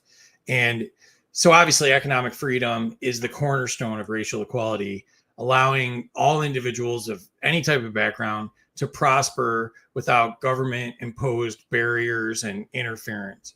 So I want to talk about how free markets, reduced regulation, voluntary cooperation, all those things can eliminate racial disparities in wealth and opportunity. So my stats on this one are Black-owned businesses are 50% more likely to be denied a loan than a white-owned business, which is what you were talking about, Cash. Occupational licensing, which I alluded to earlier, affects 30% of jobs and disproportionately harms minority entrepreneurs. Median household wealth for Black families is $24,100 compared to $188,200 for white families. So, and that's from the Brookings Institute, a very reputable firm. Reducing regulatory barriers could increase minority business ownership by up to 20%. And only 30% of Black Americans believe the government creates economic opportunities for them, which is, what they say they're doing, right? Mm-hmm. So jumping to you, Cash. Free markets can bridge the racial wealth gap more efficiently than government programs. Yeah, I agree. Agree? Strongly agree? Strongly agree. Government regulations. The reason I say that is we've had government programs, and you still see the state of the communities, at large. Not to say that there's not exceptions, because America does produce more millionaires than any other land in the world. More Black millionaires come out of America than anywhere. So not to say that that's not a thing, but overwhelmingly we can see the gap, and we've had multiple government programs set in place to try to combat this, and it hasn't done it. So yeah, obviously I strongly agree with that. Go ahead. No, that's what I wanted to hear. So that's what we're here for. Yeah, I mean, the government sets up programs, and then if they don't go well, you've got that problem. If they change them, you've got that problem. Or if they, drastically change something else, it might affect that program. So there was a program lending money to minority communities, and then they changed banking regulations, and the banks couldn't do the program anymore, even though there was no changes to the program. So like, the government gets it in its own way, let alone in people's way. So, it's too big to solve smaller problems. I mean, this is a big problem on, scale, but for one business owner, it's, a small problem in a country of, 330 million people, right? We need to figure out a way of connecting, one person and one lender, not, billions of dollars from the government to one person, right? And communities do that more effectively than the federal government could ever, pretend to do it. Yeah, I agree. So my second one is government regulations disproportionately harm minority entrepreneurs. Say that one more time. Government regulations disproportionately harm minority entrepreneurs. Huh? I mean, I don't really know. I don't know that one. I don't really have an answer. I'm not versed on that. Well, I mean, the lending thing would be a perfect example of that. If you can't borrow money, it's going to be much harder to be an entrepreneur. Trump started off with $40 million. It's a lot easier to be a successful real estate magnate when you start with $40 million than when your household income is, 24,100. Yeah. Yeah. I mean, so then I guess that would be I agree. Based off of that. Racial equality in business ownership is hindered by restrictive business laws. Yeah, I could see that. I mean, especially if it's like you have to pay so much money, but you only make this much money and you can't get no more money. Again, touching on what you were just talking about and what we already spoke about with not being able to get approved for loans and things like that to help grow your business. Yeah, 100%. Well, I think the fact that we were talking about with on Thursday night, I do the show about township liberation, which is all about empowering local communities. I do that with Mike Decentralized. And I think the fact that we had on that one was our economy spends $2 trillion a year just with government regulations and compliance. So filling out forms and hiring accountants and lawyers and, all the stuff that goes into running a business where, if you're a solopreneur and you're running a store or, a food stand or whatever, you've got probably more than 40 hours a week work just running your business, right? If you're running a restaurant, you're probably, out at a market or, getting something early in the morning, and then you're there all the way till closing, last person to leave the business, right? When do you have time to be filling out all these forms and looking up stuff on the IRS website and making sure that, you're meeting the OSHA stuff and the Board of Health stuff and the labor laws and all those things? You can't just run a business and, sell food and make a living. Yeah, that's real. Yeah, I agree.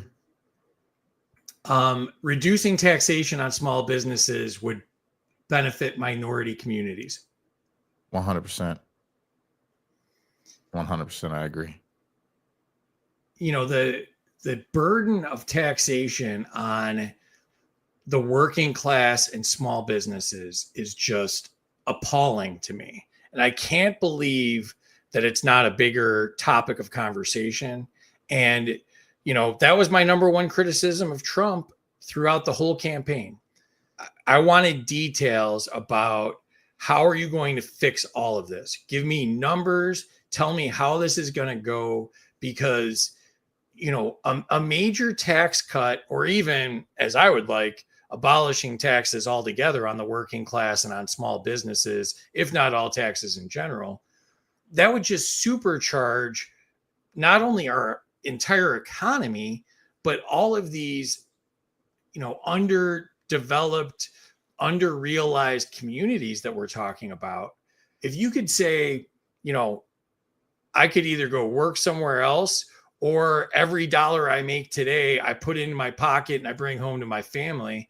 A lot of people are going to work their butts off to start a business and start making money and bringing that money home where it's going to make a difference today. Yeah, 100% agree, man. People would honestly, if they would just lower the taxes halfway, man, halfway, people would thrive. You would see people living a far better life than you see today. You would see crime drop. And again, I feel like these are all the reasons why they won't ever do these things across the board. They just won't, because this thing that we have that has been a part of America since its foundation, slavery, it's too deeply ingrained in how they make money. Got rid of slavery, but really didn't get rid of slavery. Now we just made it all inclusive. So you could be white, black, red, doesn't matter. All you got to do is commit this crime, and then we can lock you up and we can continue to make money off of you. You can make license plates. You can make shirts. You could put labels on the bottom of something. You could make mattresses. You could, all these things in prison where they're selling these things, getting bank, bro. They are making billions, if not trillions, with the prison industry. And that's why you'll never see these things happen the way that we're talking about. They'll never cut taxes in half. They'll never really get rid of the taxes, because crime would drop. They need crime.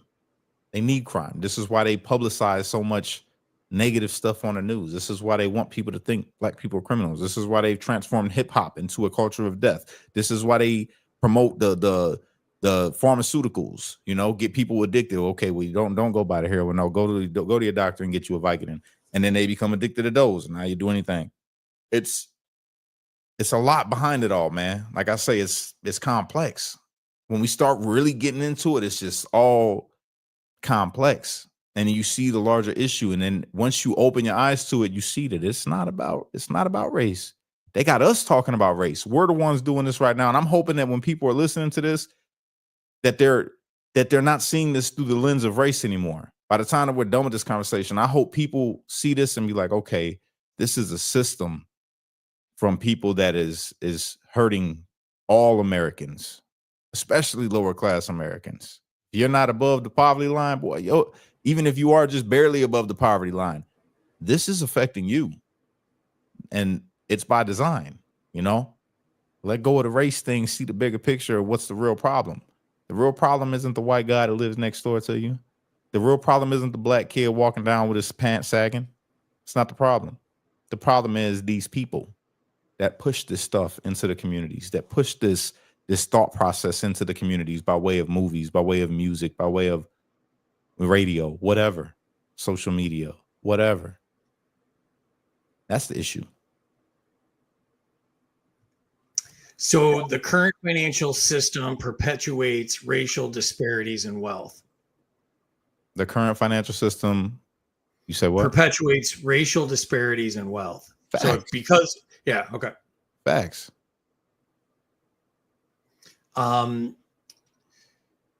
Government loans and grants create dependency rather than empowering minority communities. I disagree. Government grants, I would disagree. Government loans, I'll agree. Grants, you ain't got to pay those back. Grants, they're saying, all right, look, we're gonna give this to you. Go ahead. You don't owe us nothing. Go be successful. But with a loan, they're saying, listen, we're going to give this to you in hopes that you can find a career or you can make something happen with this little bit of money that we're going to give you. But you got to pay 7%, back to us. That is creating, again, that's that slave system. It's that you're going to work for the rest of your life to pay us back. They do it on everything. They do it with the loan that they give you for the car, the loan that they give you for the house, the loan that they give you for school, the loan that they give you for the business. Yeah, I don't know. Maybe I'm too deep into this. I don't see it. I don't see it helping at all. Grants, that's a great one. I like grants. Grants are good. They should give grants out to American citizens. I think that's wonderful. And then that way they ain't saying, look, we didn't do nothing. We didn't harm you at all. We gave you this grant and we hope that you became successful when you didn't because you whatever. I like the grants. The loans, no, not at all. Shouldn't be a loan. And if it is a loan, it shouldn't be that high of a tax rate. But a grant is just taking taxpayer money, taking their cut out of it, and then giving it back and probably not doing a very good job helping people, monitoring it, all these things. Rather my money go for grants for people that need it than to be sent over there for foreign wars that we shouldn't have nothing to do with, or gender studies in Pakistan or whatever. I would much rather give my money. I do that. I give money away without it being a grant. I just give it away just to help somebody out. I wouldn't mind if they gave my money to help out American citizens. I wouldn't mind that at all. It's all this other stuff that I got a problem with. Well, you're not going to get an argument from me on that. But if you don't give the money to the government, then you can do whatever the hell you want with it. And if you give the money to your church, they're going to use it in your community for the areas the most need, as opposed to, you having to decide between the lesser of, many evils on what the government spends the money on, like prosecuting J6 defendants, for example, or, incarcerating people for weed or. Throw that out there. Churches, most of these churches, I'm not gonna say none of them. A lot of churches do.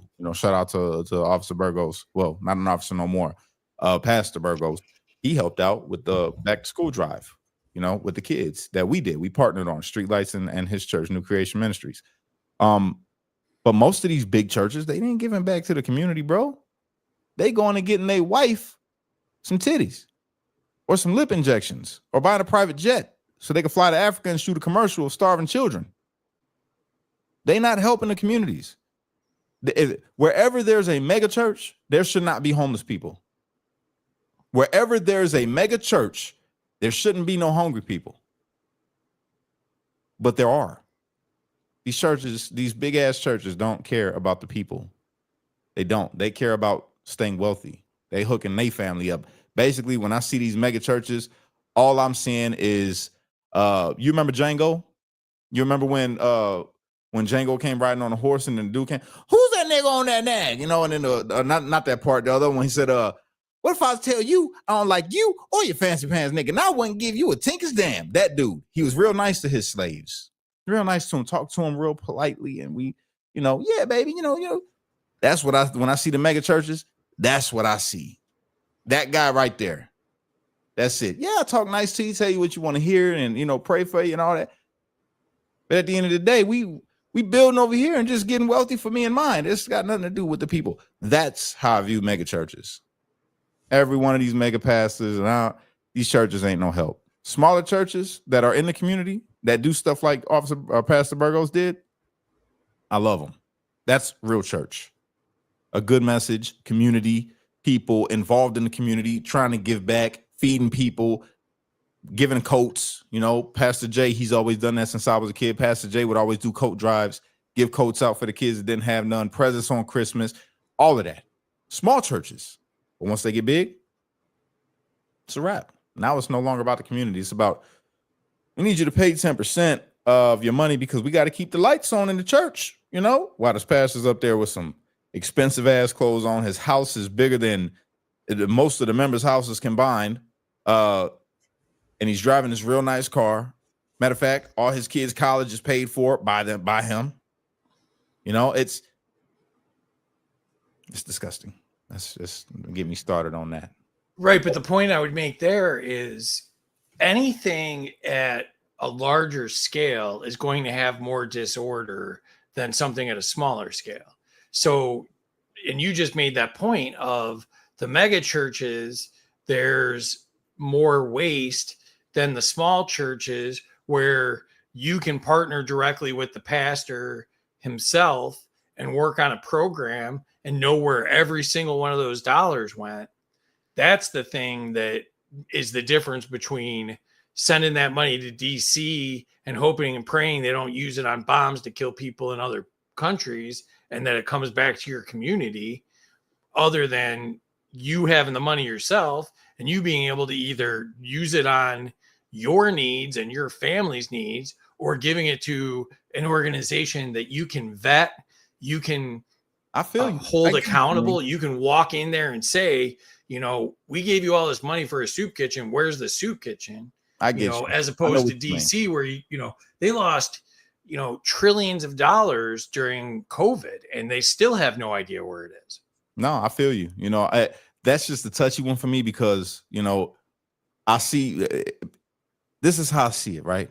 You got these big mega churches, like they'll tell everybody they got to donate to the church because we're trying to do our Christmas play this year, so we can tell all the people, or whatever kind of play, to tell all the people the good news of Jesus Christ and educate them on why we celebrate Christmas or why we celebrate Easter. Why won't you just use the money to show them by doing what Jesus did? Jesus went out and fed thousands of people. Jesus was out. Why ain't you paying for people's medical bills at the church that can't get insurance or they got a deductible? Why aren't you healing the sick? Why aren't you clothing the naked? That's my thing. Why you need to do a play to tell people what they already know about Jesus? That's why they're there. They know that. Why ain't you out there showing them why they need to be at church? Why ain't you showing them why they need to give you their money? Because of the work that you're going to do. It's the same work that we're trying to do is the same work that Jesus did. We're trying to heal the broken. We're trying to feed the hungry. We're trying to heal the sick. We're trying to clothe the naked. Why ain't you out there doing that? I guarantee you, your churches will be packed. Packed. And you'll have a good name. They won't just be packed with people that are uppity and they're just like you, Pastor. They don't give a shit about what's going on out there in the world. They don't care about what's going on out there in the communities at all. No, they're just happy to be here on TV at your church, feeling good, having a nice concert with all the strobe lights. It just feels good. It just feels so nice. I don't know. That's what I'm saying with accountability. And I mean, I love hearing that, and I love you pushed back in that way. But that's, the beauty of voting with your dollars as opposed to, letting DC decide where the money goes and where it doesn't go. And, you absolutely nailed it with your example. You want to be able to give the money to the people that are doing, not pretending to do. Mm-hmm. And, you don't need the pageantry. You need boots on the ground getting it done. 100%. So on a similar tip, entrepreneurship is a path to economic freedom for racial minorities. Entrepreneurship is a pathway to, you say, leadership? Entrepreneurship is a path to economic freedom for racial minorities. Yeah. I mean, yeah, 100%. I can agree with that because I'm doing it. I'm an entrepreneur and I'm trying to get free. I'm getting there, saving little by little. It's hard, but I'm doing it. So I would agree with that. Yeah, I agree with that.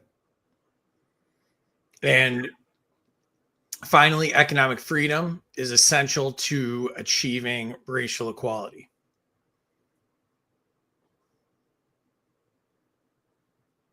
Yeah, I can't see why it wouldn't be. Yeah, I agree. Right? I mean, so, like I said, I mean, the part that's going to resonate with me from what you just said is, the empowerment. You want to be able to give the money to the place that's doing the work, helping people, having immediate results that are, transformative. And economic freedom to me is the way to do that. The more money I have in my pocket, the more people I'm going to help. And it's funny, one of the pushbacks about libertarianism is, well, what if people don't give to charity? And I always say, we get taxed out of our minds at this point, and we still give to charity. Mhm. People are still tithing to their church. People are still doing all these things. So you think that that's going to go down if you give us our money back? And, we work 2 out of 5 days every week for the government. I did a thing where I made a post out of this, and I've talked about it a few times, but if you didn't have to pay taxes, you could work 3 months less per year. You could have pretty much the entire summer off if you wanted to. When your kids are under 18, you could spend 7 additional years with them, or you could retire at 48 instead of 65 plus. Yeah. So all of those things would be possible, or you could, start your own business, work as long as you want, and give more money to your community or your church or your kids or whatever you want to do, right? So that economic freedom, I think, is the way to break the chains. The problem, bro, is greedy people.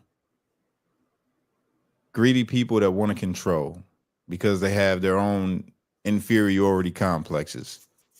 They gotta feel better than. That's the issue. And when it comes to the government, especially, they want to have, they say we always got to have a lower class and a higher class. We don't. We really don't. It doesn't have to be like that. They want it like that. And I think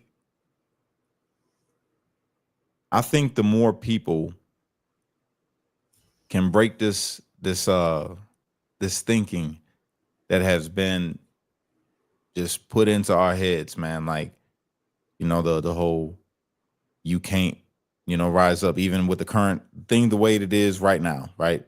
That you can't rise up and live a good life because you don't have what they have, or you're struggling to pay the bills. I want you to remember something. Even if nothing changes and everything stays the way it is right now, I want you to remember something. Every day you wake up, you got what you need. You might not have what you want. If you're watching this right now, I know that every day that you wake up, you got what you need. You might not have excess.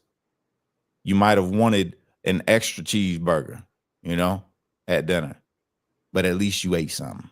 We all got what we need.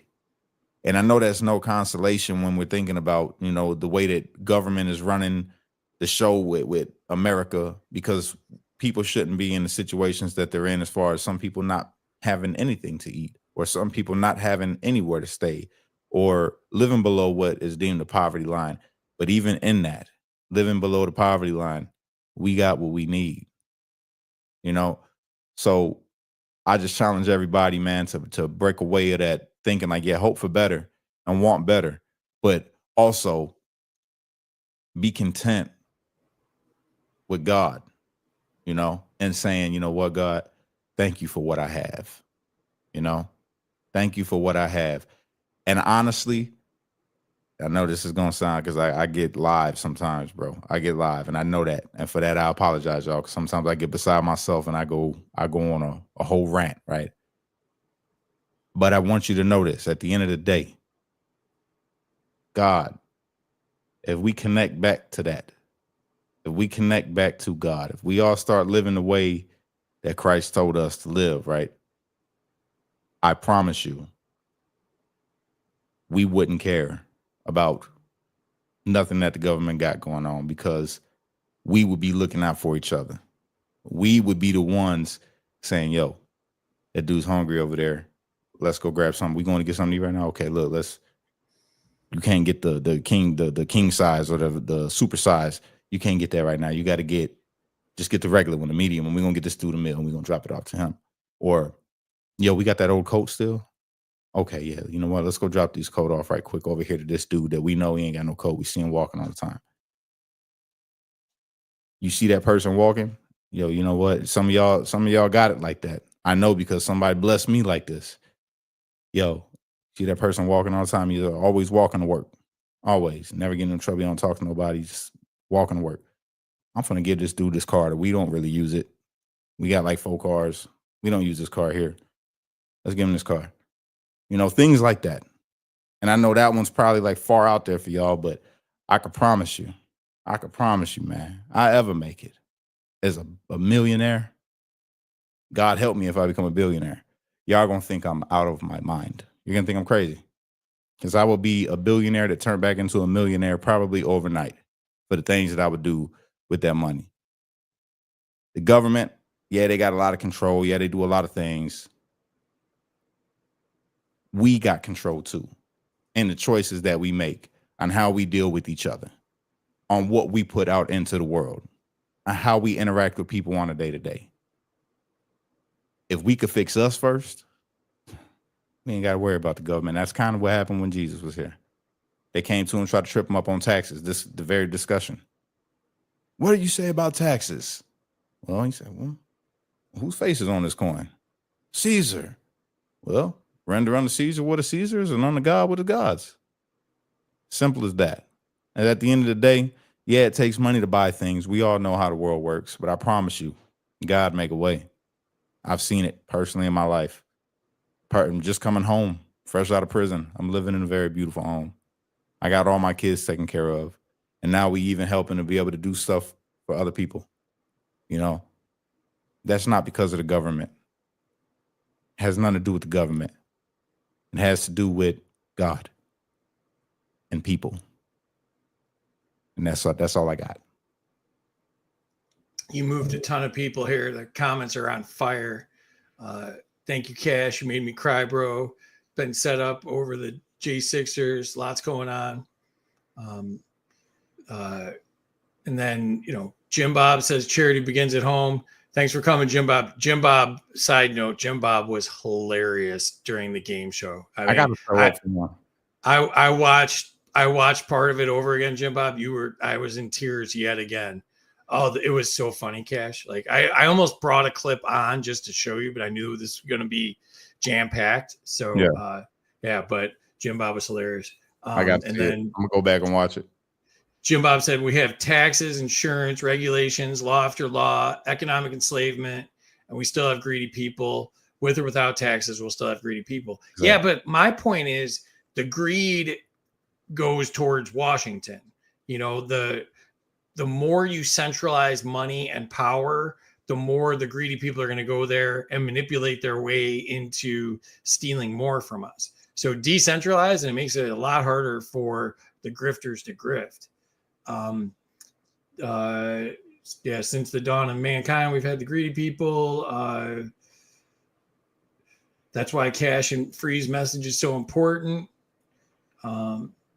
Priscilla said, we the people. LL said, facts, too many greedy people and not enough sharing. But there's still so much charity going on. You know, the good people are doing good people stuff, you know. Think about that, though. A lot of these charities ain't charities, brother. Like my charity, we don't make $1. We don't pay ourselves from what we got going on. We literally give it to the people. That's what it's for. You got some charities, like what is it? I don't know if it's Red Cross or Red Cross. Yeah, they take what? $1 million salaries, you know. Bro. But you're using government words to describe core human values, and you can't confuse like giving and giving back with I filled out a government form and figured out a different way to grift. If I tell people to donate to, for instance, right, I got Streetlights Unity Movement. Let's say people donated $1 million, and I take $400,000 of that money for me, and then I give the $600,000 to whatever. Is that not the same thing as the government taking taxes from people, right? And then paying themselves, because that's what they do, and then giving whatever they give, and not even to the American people, to other nations. And well, no, because you like, so look at your charity, right? you've got Casey and Russo, and you named a bunch of the good people that are helping you out there. Y'all would sit around a table and you'd say, you know, here's what came in. What are we going to do with it? And you guys wouldn't let each other do something foolish with the money. Like our where government. the Red Cross is so big, it doesn't have that level of accountability. They got a board. Every 501c3 got a board. Right. But the board is not a vested interest like you guys have. You guys are boots on the ground, you know, trying to do the most with the little you have for your organization compared to them. You know, when it gets that big, it gets completely blown out of proportion. You know, the Red Cross's case of why their CEO made millions of dollars is, well, you know, to do the fundraising we need to do the things at the scale we need to do, we need the best of the best, and you got to pay to get the best of the best. And it's like, well, I'd rather have 100 small organizations where the founder's not getting anything like you, Cash, than one big organization that's paying millions of dollars to their CEO so he can go buy a yacht. That's just me. Yeah. Yeah, I just don't understand it. And I guess this is where, like, being a J6er, MAGA Trump supporter, people don't realize, like, I got a lot of ideas that are, I guess, not in alignment, because I swear to you, bro, if I had it my way, right? If I had it my way, if I could control the world, right? It would never, there'd be no such thing as somebody having to work all day for nothing to survive, right? There'd be no such thing as poor. There would never be somebody that was considered poor. There would never be a time where anyone goes without what they need, you know, or not be able to go somewhere because they can't. Like, it, I don't understand, like, other than it being using the Bible, other than understanding that the world is ruled by evil, the evil, the devil, whatever you want to call it, Satan is what runs this world. You know, that's the only reason I could think of why we have a society set up to where they give you paper for your work, and you have to go and take that paper and hope that it's enough for you to be able to live. It doesn't compute to me. You know, it doesn't make sense the way that the world runs. I don't understand why, other than control. You know, it should never be this way. There shouldn't be homeless in America, especially. It shouldn't exist. There shouldn't be people locked up in cages in this country for having a substance abuse problem or for trying to support their family. Because that's a lot of cases like that where people are incarcerated right now that we call them they're drug dealers and they're bad. Not all of them.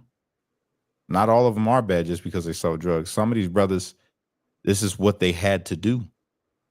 You know, and you say, well, how they could have got a job? No, when you already have a family and you lose your job, or you get hit with a crime that you didn't commit, or your life is in shambles, and what else do? You have to do something. So you choose to do the thing that is going to bring you some money to be able to make your family survive. I was at that point one time. One time I got laid off from Local 17, and I blew through my savings living the right way. I blew through my savings. Unemployment was not enough. No job was hiring that was going to be able to make me to where I'm able to pay all my bills and take care of my kids. So I bought some pounds. I sold weed. You know what I'm saying? I bought pounds of weed and was just selling weed. That's the truth. That's from my past, you know? And it's a lot of people in this world that's like that. Now imagine had I got caught selling pounds of weed, you know? Maybe I went to Chicago and grabbed it and brought it to Indiana, and it might have just been a 1 pound, maybe a QP, a quarter pound of weed, you know? And I bring it across state lines. Now it's a federal case. Now you have a federal case, and you're about to get some time because you transported this drug, this plant, across the state line because you was just trying to feed your family. I had to get diapers. I had a new baby at the time, and I didn't know I was going to get laid off. They didn't tell nobody. They pulled the rug. Unemployment's not enough. What do? There's a lot of stories like that. Nonviolent offenders. You know what I'm saying?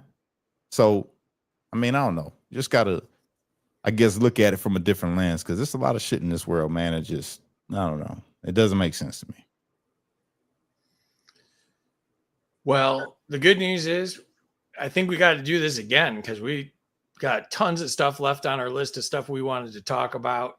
You know, we barely scratched the surface of the religious end of it that we wanted to talk about, and how, you know, faith is part of this, and, you know, something that can empower communities as well. You know, obviously you spoke to it, but I got to point this out.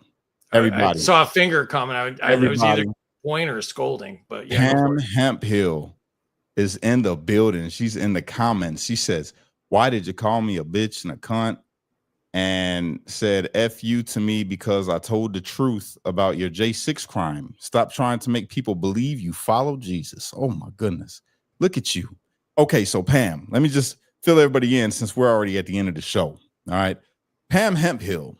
I never knew who this woman was at all. Right.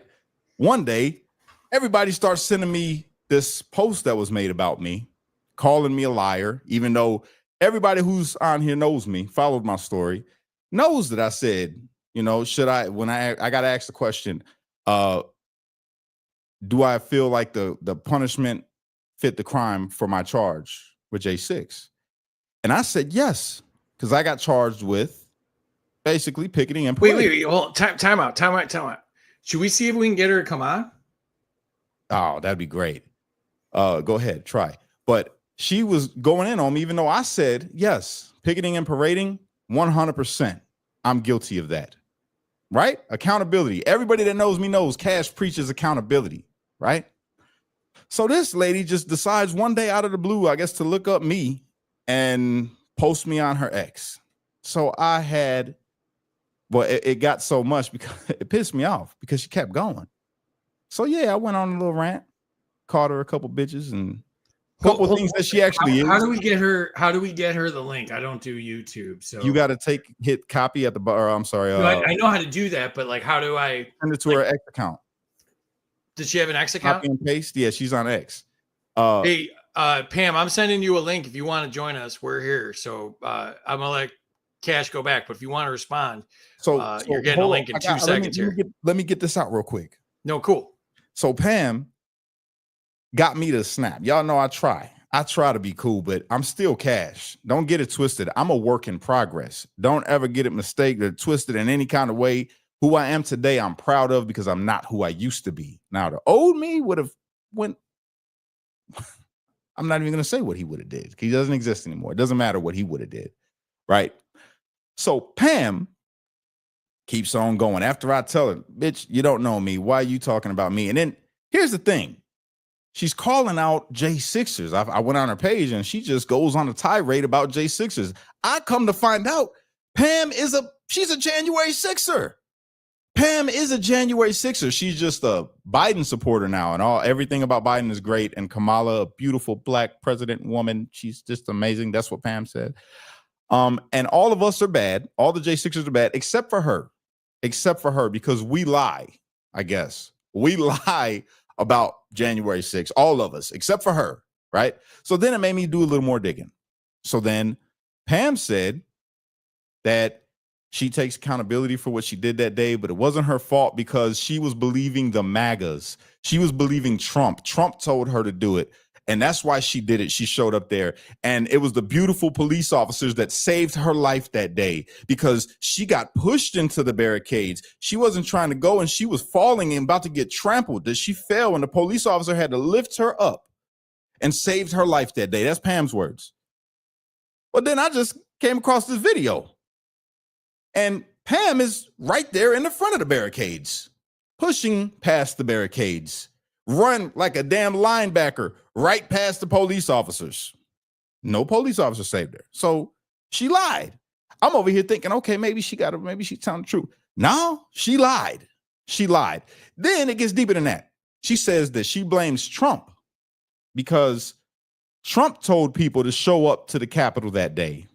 Well, then I find Pam's Facebook post.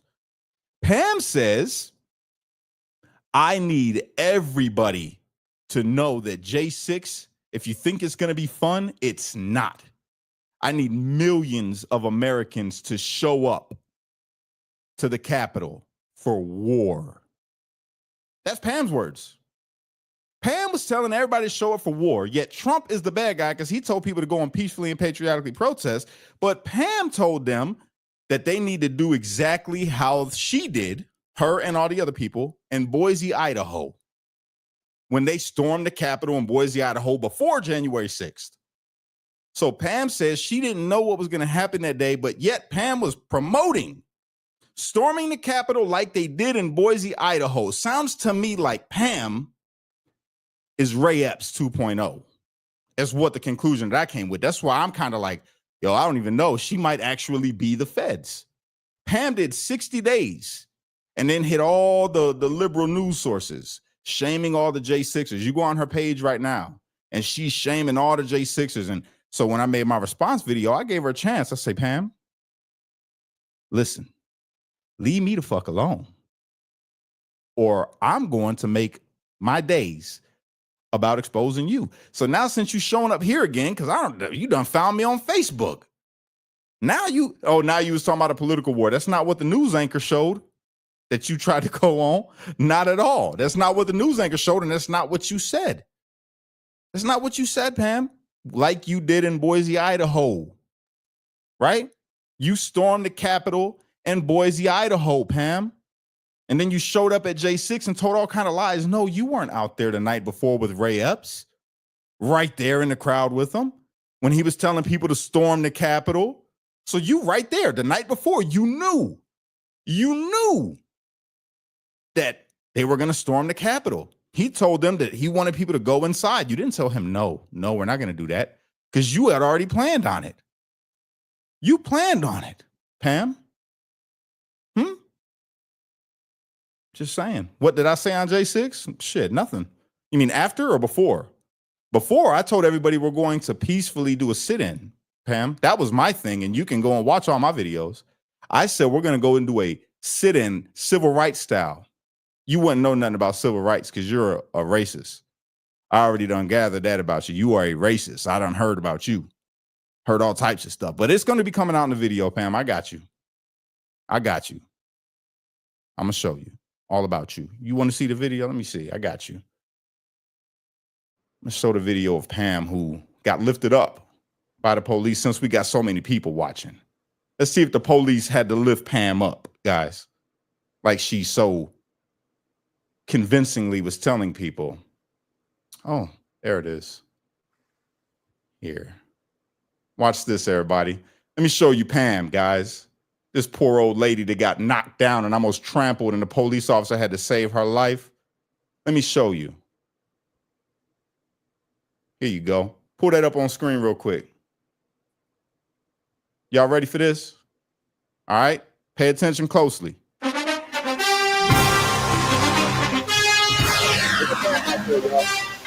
that. Look at that.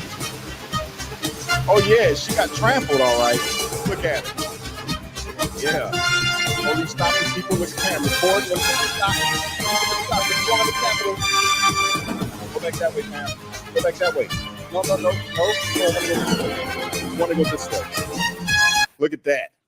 But Pam, you were trampled, right? You were trampled, right, Pam?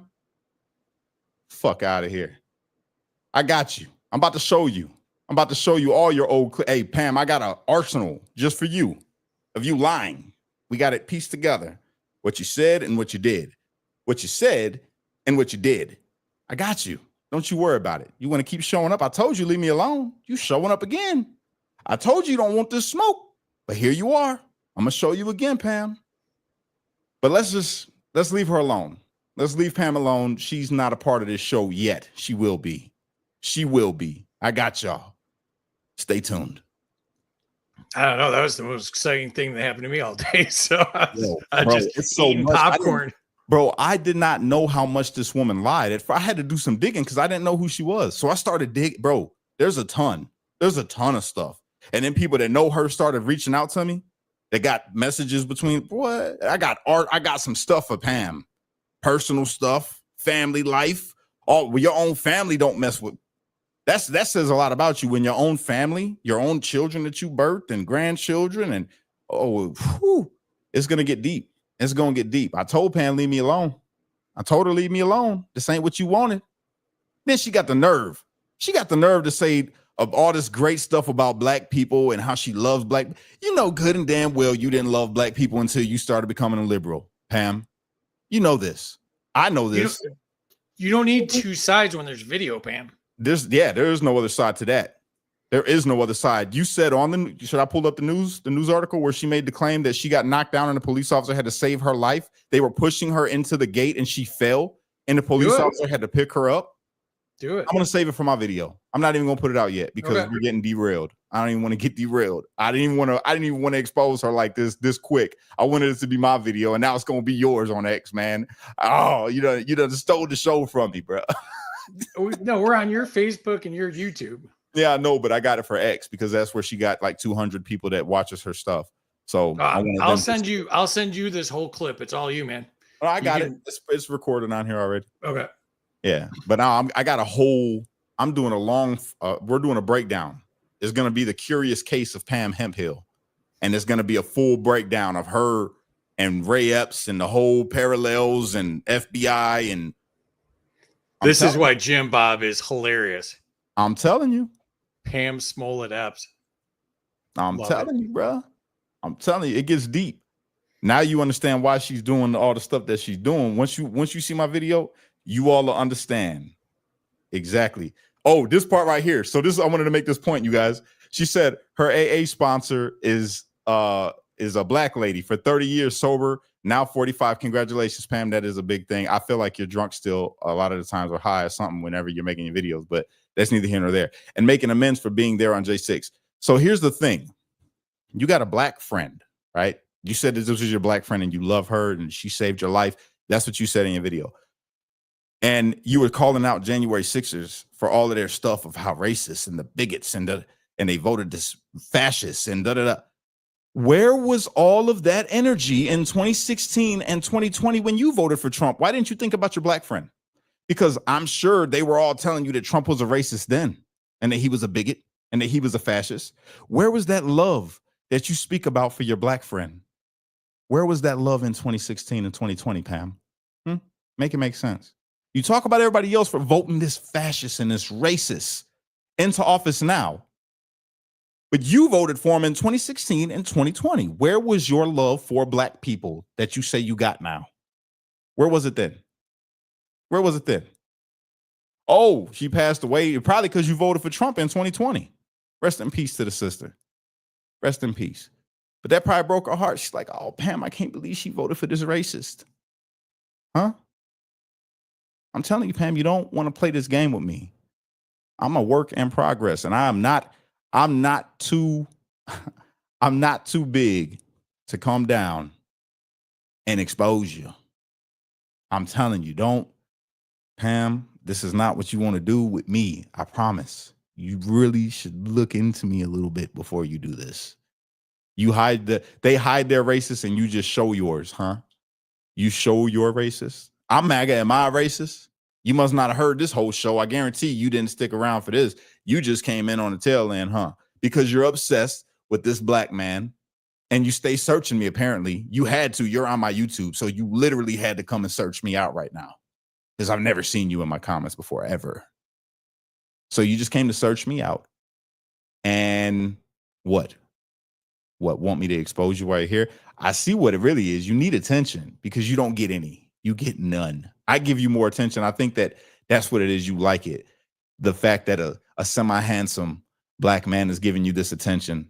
You probably was like forbidden from black people your whole life, being from, Boise, Idaho. I heard that it was a little racist out there. I heard. I can't say it's true. I've never been there, but I heard that Boise's a little racist. You know what I'm saying? And you probably was never able to just go and have a good conversation with a strong black man. So you're like, you know what? I'm going to get this guy's attention. Well, you got it. You got it for the wrong reasons.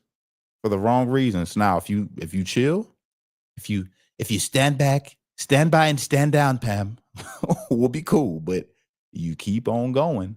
And I promise you, I'm going to embarrass you, Pam. And I don't want to, just so you know, I don't want to, but I'm not going to keep letting you try to smear me on your ex account. All right.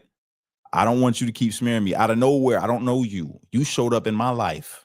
People sending me a video that you put up about me, a post that you put up and tagging me and stuff. Pam, I don't know you. Just relax. Okay. Go. You're probably like having a menopause moment and you're like having hot flashes at this moment right now because you just got embarrassed in front of how many people are watching right now? I don't even know. It's a lot. You just got embarrassed and put on display again. Almost 3,000. 3,000 people now know that, Pam, you lied on your news interview when you said that the police had to pick you up because you were being trampled. They now know that you incited people to show up to January 6th. And they're also about to know how you talked all kind of smack about Ashley Babbitt, a dead person. You shit all over her on your post. Tell them that. Tell them why I made the video that I made about you. Huh? Because of the things that you're saying, Pam, for no reason other than you're trying to get attention because you're not relevant in regular life. So you're trying to have a presence on social media, which you won't have. You'll get on some news sources and they'll use you because you used to be MAGA and you were a J6er. So they will use you to push a narrative. That's all it is. They don't give a damn about you. Neither do the viewers. I got liberals inboxing me saying, yo, we don't even like this bitch, you know? And you're still going. You're still going, Pam. You need to just chill, okay? Take your Prozac and relax. That's it, okay? All right. Pam, I want to throw it out there. If you want to talk with Cash, I would moderate it. I've done libertarian presidential debates. I've had some high-profile people. You can look me up. You can check my feed. You can ask people about me. I'm pretty impartial when I need to be, and I do a good interview. So I'm making it up. 2 million people love her, Cash. Where? They not on your pages. They're not on any of your pages. Where the hell they loving you from, Pam? Huh? Where they loving you at? You know what they loving? They loving the fact that you're used to be MAGA and a J6er that's coming out and saying the horrible things that you saying about people, trying to discredit people, talking bad about some of these brothers that are locked up right now that got gifts and goes trying to take care of their kids, Pam.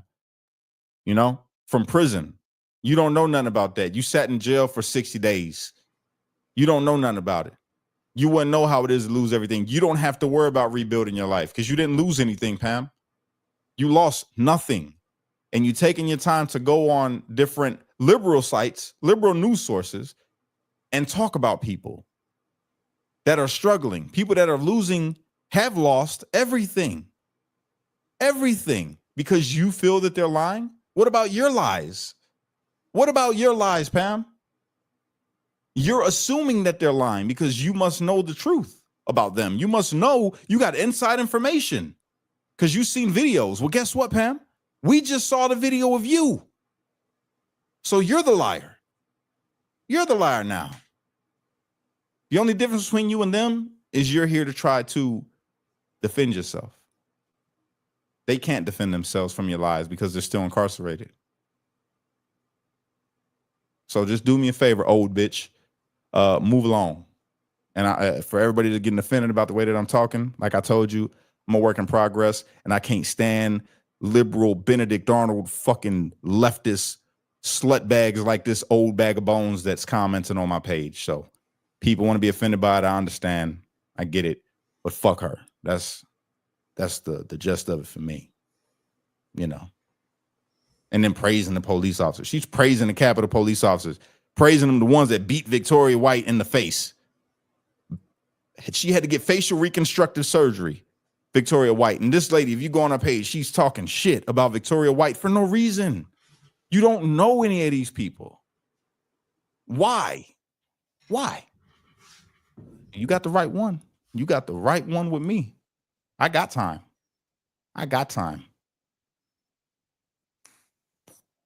Please take her down, bro. I don't want to see her dentures in front of me like this so big on my screen. She looks like the fucking crypt keeper. She's about to come out and tell some scary stories. I don't.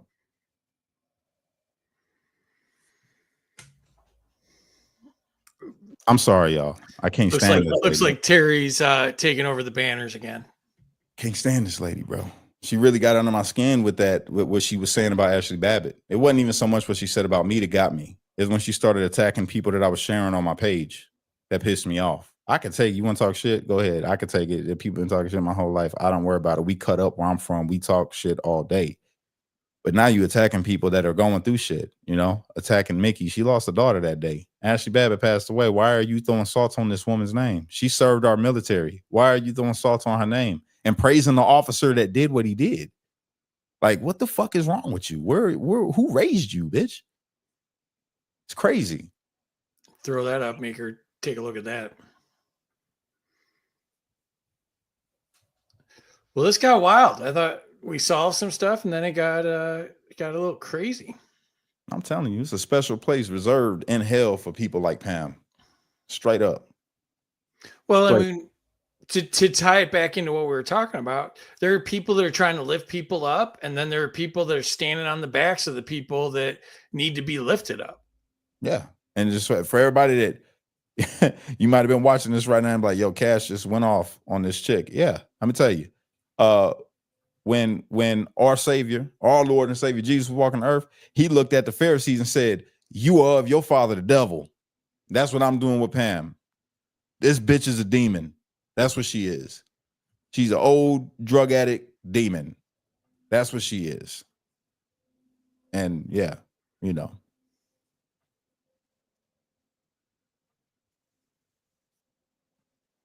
All day. I'm with you. It pisses me off, boy. So, anything you want to say in closing? Now that we got you all revved up, and you probably won't sleep tonight, and you have to build some stuff. No, I'm going straight to sleep. I stayed up till 6:30 in the morning playing damn Assassin's Creed. And my son's got me hooked on this stupid game, man. So yeah, tonight I'm going to bed as soon as I'm done with this, hitting the showers, and I'm out of here. What I want to say, man, again, I appreciate everybody that donated to make Christmas for some kids that wasn't going to have a Christmas. Thank you for that. Even if you shared the post or just liked it, I appreciate y'all. Thank you for all the people that do bring awareness to January 6th, that really the real love, the real support for the real story and the people's lives that are affected. I appreciate you guys for that. Shout out to everybody who's watching right now, you know, except for Pam. Fuck you, Pam. I appreciate all of y'all. You know, thank you guys for liking the video. Thank you for sharing the video. And I hope to see you guys on the next one. Oh, freedomboxinfo.com if you guys want to get into shopping American made, supporting American business. It's the best way to do it. They got all American made products, safer for the environment, because we do care about that. If you listen to people like Pam, you wouldn't think so, because conservatives are just the devil in her mind, especially if you're a Trump supporter. But that's what Freedom Box is. We support American made everything. Safer for the environment, safer for your family, better for your health. Go there right now and I will hit you up. AwakeNowWokeStore.com. Go ahead if you want to get some merch and help me support my children. I would greatly appreciate it. Go to AwakeNowWokeStore.com and get you some political shirts that help us battle against woke ideologies like this sick bitch Pam has. You can go there and get 20% off if you enter truth at checkout. We got some new stuff up there. Streetlight shirt. I think it's up. It might not be up yet. It might be up on Tuesday. I'll let you know tomorrow for sure. But you can go see what we have right now if you just go to that website, AwakeNowWokeStore.com. Truth at checkout for 20% off. And I want to do my plugs real quick. And my only plug is help cash out for Christmas here. We talked about it. Oh, that's not the one I want to put. I want to put this one. Help cash out for Christmas. There's his Cash App. He's got all of the numbers ever invented on his Cash App. So it's like, I don't know, what is it? 74 ones and then a 9 11 11 1988. Cash 11 11 1988. It's my birthday. You know, people are gonna steal my identity one of these days because I put out too much information on this, but I was young when I made it. So there's that. I don't know if you could change it. I don't know. I also wanted to throw out too, Waz has been helping us get people here. He just got subscriptions. So Waz is the one that helped me get to 20,000 when I lost my account in January. So I got to 20,000 since January on X. And Waz is just an absolutely great guy. Yeah. and totally worth the subscription. So please subscribe to Waz, and thank you, Waz, for all the help you've given us. Love you, brother. I know Waz was one of the first guys that jumped on and helped you when you got out of jail. Bro, he's the reason my account got what it got right now. Straight up. He shares my stuff randomly, just out of nowhere. I'm like, where the hell did all these followers come from? And Waz done went and shared a post. I'm like, dang. Yep.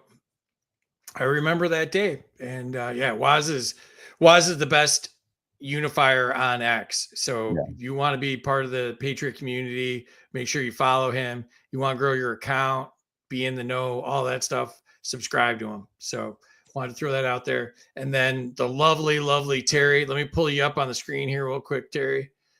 There she is. We got to get you, you're muted, but we got to get you to reboot your computer or something because you're all jaggedy. But oh no, you're looking better. It's just your hair with the green screen. Terry's awesome. She's the one that went through hundreds and hundreds of comments. You have no idea how many comments we got tonight.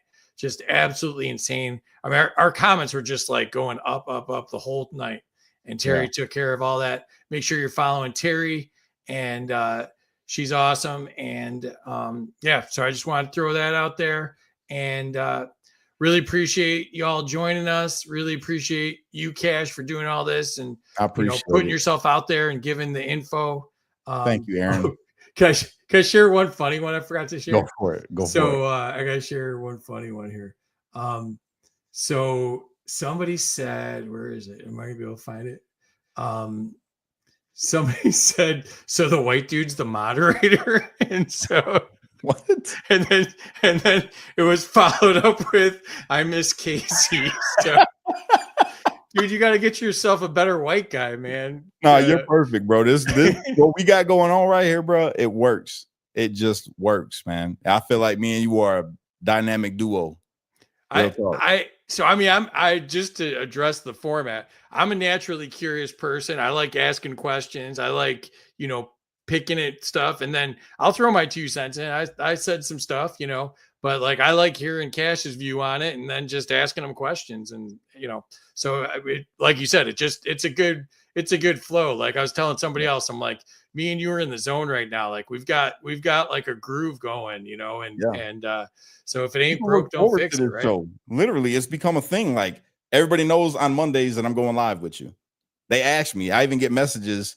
When I can see them, they're like, hey, are you still going live with Free? When we weren't going live, they were asking me, hey, when are you going live with Free again? So this is good, bro. Yeah, same here. Every Monday. Same thing, y'all. Every Monday at 7, we're going to have some good conversation. Hopefully no more Pam interruptions at the end to make me throw myself all the way off, because I can't. I really, listen to me, y'all. I deeply, deeply dislike this person. I really do, like it, and it's only because of the sick things that comes out of her mouth. Well, by way of her X page, and the hypocrisies of this woman is it's intolerable. She's insufferable. And as a black man in America, I feel like people like Pam are the problem. It's just that simple. When you got an old white woman telling everybody that white people are racist that support Trump, that's part of the problem in this country. January 6ers are the enemy and they're liars. That is part of the problem in this country. People will never get the truth about anything listening to people like her. You won't get the truth. If you trust her as a news source, you'll never get the truth. And this is why I got such a deep dislike for her. On top of the fact that she talks about people like Ashley Babbitt, shames them, shames her mother, and praises the police officer. Instead of just making them like, she could have just been one of them people that's like, you know what? I don't like Trump anymore because after January 6th, he didn't do nothing for me. But I'm praying for everybody who's got a case. Could have did that. You could have went on your liberal news sources and said just that. Like, yeah, I seen things that day that there were some people there that day that were doing wrong. You could have just came out and said that. But instead, you decide to say every January 6er is a liar. And they're lying about, I appreciate you, Aaron. Love you. But you come out and you say that. You say every January 6er is a liar. Every January 6er is an enemy. Every January 6er deserves to be in jail. That's what you came out and said. All because you got lucky and got 60 days. I guarantee you your tune wouldn't be the same had you had gotten 5 years, 3 years, 10 years. You wouldn't have that tune. But you're trying to capitalize on it. You're trying to be some kind of polarizing figure, the MAGA granny that switched. And now she's a super Biden supporter and loves Biden and just praises Biden. That's what really let me know you're just a character. You're praising Biden after every single thing that you formerly believed about Biden. Now all of it's just gets gone. It's not true. Biden's great. It's a great economy. Biden's done wonderful work. It's just, you're a fucking clown. You are a fucking clown. That's it. That's all I got. Kim likes it. She Love doesn't think honky. you need a new honky. Oh my God. Oh, I didn't say it. And nobody made fun of my microphone all night, so I'm winning right now. Oh, bro, you did good. This was great.